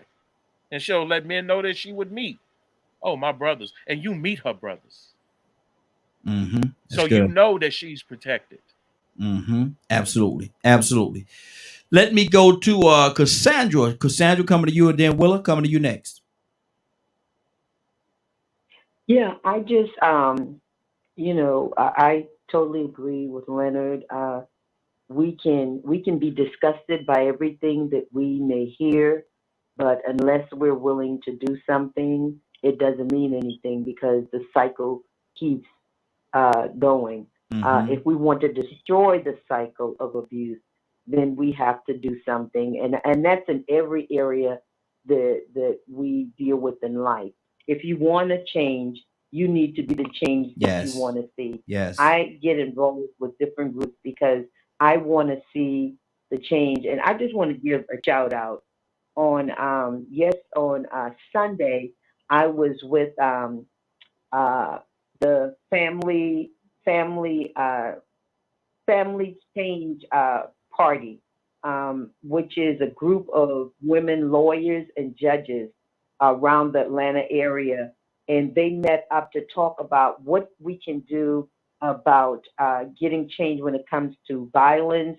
And man, when I tell you, them sisters are on fire, and these are people in the judicial system. They're in the judicial system. That's right. Powerful group of women, and I was so honored to be, with them. So we have to do something if we want to see a change. Cassandra, what does this mean? I'm totally changing the subject, and I'm gonna ask you something, okay? Cassandra? And Will, I'm here. And Will, I'm coming to you with the same question. Come to me, who are all who labor and are heavy laden, and I will give you rest. What does that mean to you? That's talking about people like I'm just going to take it this from a leadership standpoint. People like Willa, people like Leonard, people that are in leadership position. Sometimes we can get weary. The Bible says, "Be not weary in well doing." But can I tell you, with what we do, you can get wore out. But the thing is to always take it. And that's for anybody. Anybody can do this. But I'm just saying, especially people that labor in the vineyard, you have got to get some relief. My source is God. I may have to go to counseling. I may have a leader that I go to, but you have to go to the source, which is God for me. When I need relief, when I want to lay on the floor, I can lay on the floor and cry until, I get my breakthrough. Because sometimes that's what it takes when I'm dealing with really serious stuff. I lay out on the floor and I just cry because God knows that it hurts me sometimes that I can't give people the relief that they need right then. You can't. Yes. So, and none of us, we're not saviors. We're one person trying to make a difference. So, I believe that's saying, go to your source. If you're tired and weary about whatever is happening around you, go to whoever your source is. God, Buddha, the great one. What is Badger's name? You can call them Yahweh, call them Great Spirit. Yeah, the Great Spirit. Go to whoever will help you get relief. Wow, that's good. I said I was going to come to Willa, but I had promised Tucson I was going to come to him next. Tucson, what's on your heart? And then Willa come to you next. But Tucson, if you want to speak on that, come to me, all who labor and are heavy laden, and I will give you rest. You can either speak on that or you can speak on what you had. I think you had something else on your heart as well. Tucson. No, I know it's all the same. I mean, here we are with situations. And unfortunately, we think that it's Jesus' job waiting on him to do it, when actually he left you here for it, and then gave you everything that you need to get it done. I was in, and I just, what we had been talking about for the last couple of days, just you and I, and I was in the interview at this church, and three of the ones that was interviewing said that they were social workers. And so they asked me, what is the plan for the church? I said, we do what y'all doing. That's what the church is. Mm-hmm. Should be. Mm-hmm. A bunch of social workers. It is, we can't say it's not our business. Oh, we just want to say hallelujah. Thank you, Jesus. Oh, praise the Lord. Mm. Glory to his name. Spit and cry and jump all over the place and act a plumb fool. And the Lord looking at us, and he's saying, we talk about, we prophesize in his name, and when we meet him, he gonna say, I made you, but I don't know you. Mm. Because when you saw me hungry, when you saw me outside, when you saw me in prison, let me ask you a question. Did you visit me? Did you come to me? Did you do anything about it? And if we are saying that we didn't, I didn't know that was you. Really? Mm-hmm. So when you see this, you talk about these 90-year-old little children, and children, that child, that's a shame, he ain't got no shoes on. What are you really doing? Mm-hmm. Who are you doing it to? And so when he says, if you've done it to the least of these, my brother, when you've done it unto me. So look around your neighborhood and check out these little Jesuses and see what you're going to do about it. Mm-hmm. 4 people see a child with no shoes on, Leonard. I'm sorry, Tucson. 4 people see a child with no shoes on. One gonna pray about it. One gonna cry about it. One gonna act as if they didn't see it. And hopefully and prayerfully, the 4th one is gonna go buy that child some shoes. Yes. Who is my brother? Yes, sir. Who is my brother's keeper? Why is it that these I think he gave a parable about the priests and the Levites that saw this man left on the side of the road half dead. Yes. First one, he didn't even go that way, Mr. Preacher.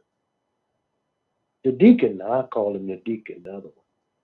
He at least looked, and then he kept it moving. But then the Samaritan went and he brought him, bandaged his wounds. He brought him to the inn, and he not only left him there, but he told the keeper, he says, look, if you spend more on him, when I get back, I'm going to take care of that too. We don't want to do nothing. We run our mouth. Yeah. About exactly. Come on. Yes, sir. And we think it's somebody else's job. And we think when's the last time 4 walls did anything for anybody? I ain't seen it. It ain't gonna never happen. Willa? Hey, Raheem. Hey. I was just expounding on your question about you was talking about take up my those who labor. Come to me. But it also had. Go ahead. Come to me, all who labor and are heavy laden, and I will give you rest. Yes. And then the second part of that is take up my yoke and learn of me. And when you talk about it, all he's actually teaching us is that we have to stay focused on him, knowing that it's him that's working through us and it's not us, because he's sending us out to the lost.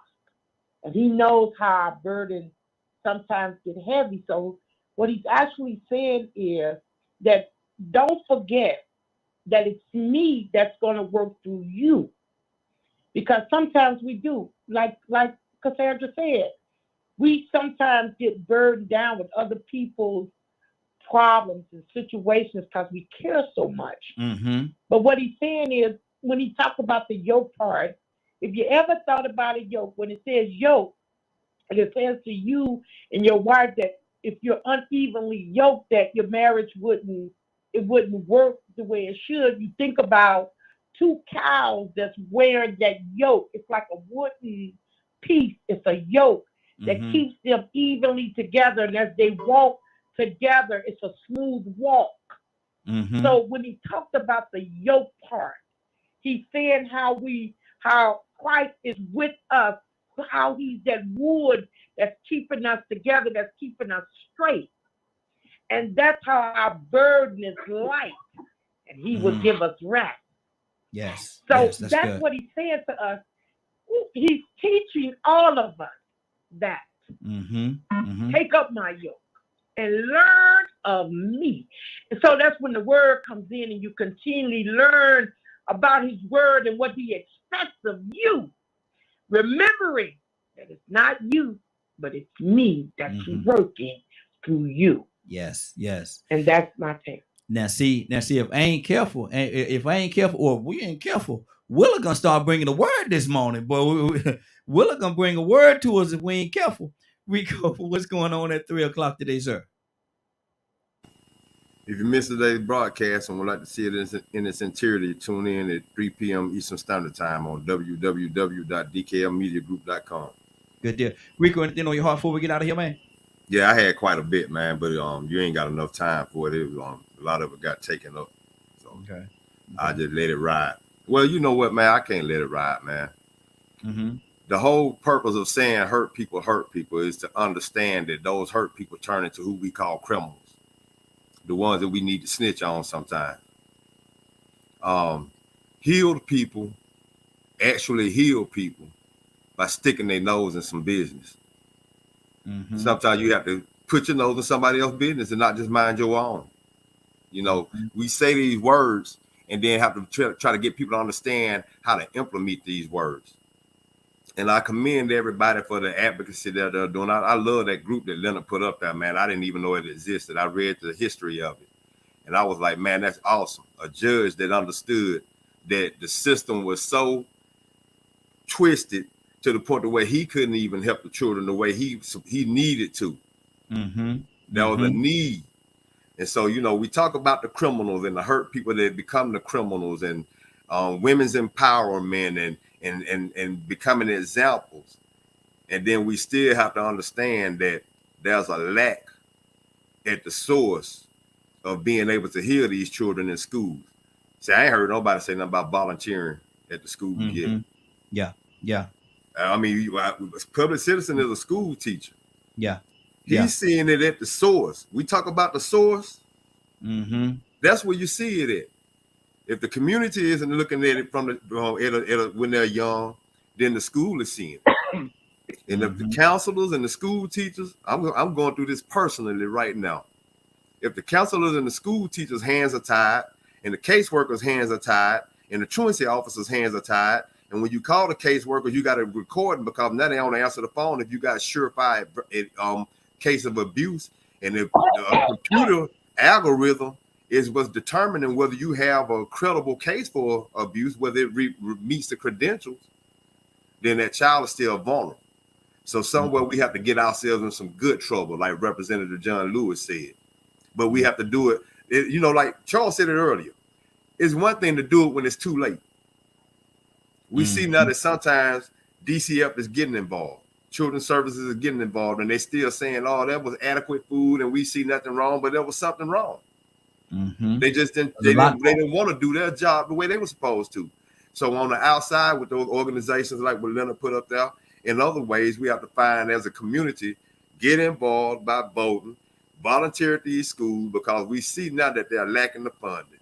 But if one thing they can accept is volunteers that can come in and help mentor those children and be examples for the little boys and the little girls that got men and women running out of their homes.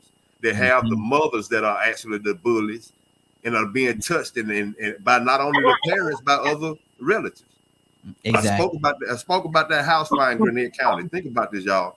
A 15-year-old that didn't even understand or comprehend what type of damage he could do with a fire was arrested for killing his sister that's 10 years old. And then they find out that these children did not even know how to wipe their butts with tissue. Wow. Cassandra. And just for the record, the site that Rico was speaking of, the one that Leonard provided for us, is on the screen right now. In case anybody need that, there it is right there. I want you to take a look at it and grab. As a matter of fact, grab hold to it. Go ahead, Badger. So I've told some people before that I get involved in mental health and different things like that. I don't know how many mental health coaches I've ran into that that has no understanding of weighing a thought or a saying that I live by and I work hard to teach. Responsibility for yourself and to others. Most of them teach about being selfish and self-centered and, just worry about yourself because everything else is outside of your control. Wow. And it's a concept that has absolutely baffled my mind. And then when you take what's being taught and see how our communities and the increase in abuse has gone up, it's so hard for me to grasp that these mental health coaches and even counselors I've come across have no idea what being responsible for yourself and to others are. They'll do the responsible for yourself, but they'll literally teach people that whatever they do cannot affect another person because it's up to the other person to be offended or not. And I have an issue with that because when you smile, can it affect another person subconsciously? Absolutely. When you yell at them, can it affect them subconsciously without them even realizing it? That's good. So to sit there and watch, not even offer the woman or child or husband or whoever is the one being abused an area to talk. What are you actually teaching them? Wow. To suck it up and deal with it? Like, never mind, I'm going to keep talking. I need to hush. Yeah, you need. Yeah, we got to get out of here, man. And like, I'm gonna go to one or two more people, man. But you know what? Before I do that, Cassandra, I want to come to you because I was led to you. But Cassandra, give me your quick version, sis. Give me your quick. We got to get out of here now. What's on your heart, Cassandra? No, we've covered the things that I think are important when it comes to abuse and getting involved. Leonard said it all. Willa said it. Kay said it. I think our team, Charles, everybody was spot on where their perspectives are. So, I love it. Good deal. Willa! Ready, Raheem? Willa! Ready to receive his word. Come on, let's do it. I am so ready. Come on, Willa. I'm ready. Let us go to the throne of grace with confidence, being on one accord. Father, each and every last one believing you this morning, oh Lord. Father, we've come to you with issues this morning, Lord. Father, we know that you already know, oh Lord. But we asking you, oh Lord, to help give us the wisdom, the guidance, and the understanding, Lord, to help those that are lost, Lord. Father, we know that it's nothing that we can do. But Father, we know that it's you that give us the power that dwell in each and every last one that's on this line, Lord. Father, you have a group of people that are concerned about your children, Lord. Father, you said it in your word that if we love you to help those who are lost, help those who are hungry, help those who are naked, Lord. And Father, we're that group, Lord, that are trying to please you, oh Lord, through your word. So I'm asking you, oh Lord, to allow the Holy Spirit to come in our lives to help us, oh Lord. Help us in this evil and wicked world, Lord. Father, we trust you, honor you, and glorify you this morning. In Christ Jesus' name, amen, amen, and amen. Thank you, Lord. Yes, Lord. Hallelujah. Yes, Lord. Wow. It's been a great broadcast, y'all. Been a great broadcast. Rosalind, I don't know why I'm led to you, sister. There's something on your heart. Oh, why did you do that? Yeah. I got to inbox Rico though. Yeah. It's something bothering me. What's going on? I got to inbox him. Okay. I'm gonna inbox him. It's something personal. Okay. I was just led. I said something. Okay. It's tell them come on with the smoke. Oh my goodness, I didn't mean no harm. Come on with the smoke. No. It's nothing. It's nothing. I'm just kidding. Okay.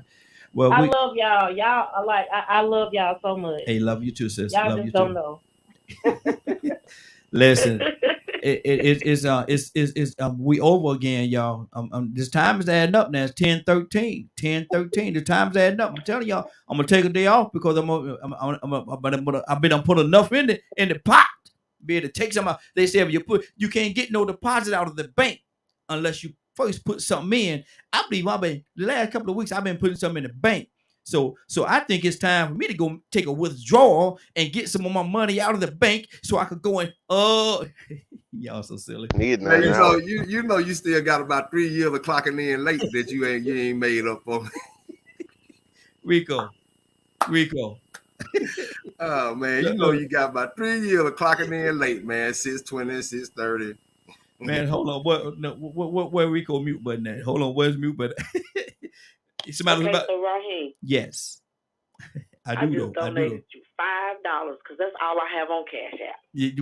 I appreciate y'all donate him $5 with me, and we're gonna be okay for going over today. There you go. Everybody, $ DKM Radio, $DKM Radio. I'm looking for it now. And my phone ain't beeping.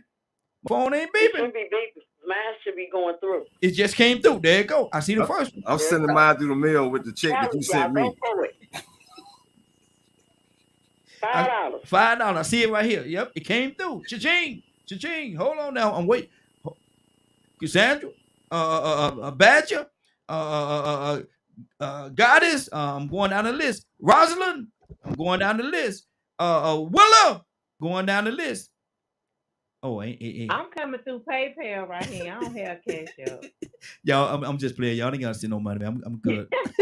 No, you deserve it. You ain't the one sent out the challenge, so be quiet, Raheem. It's not your challenge. Okay. Well, excuse me. Thank you. I step back. Thank you, Rosalind. Y'all.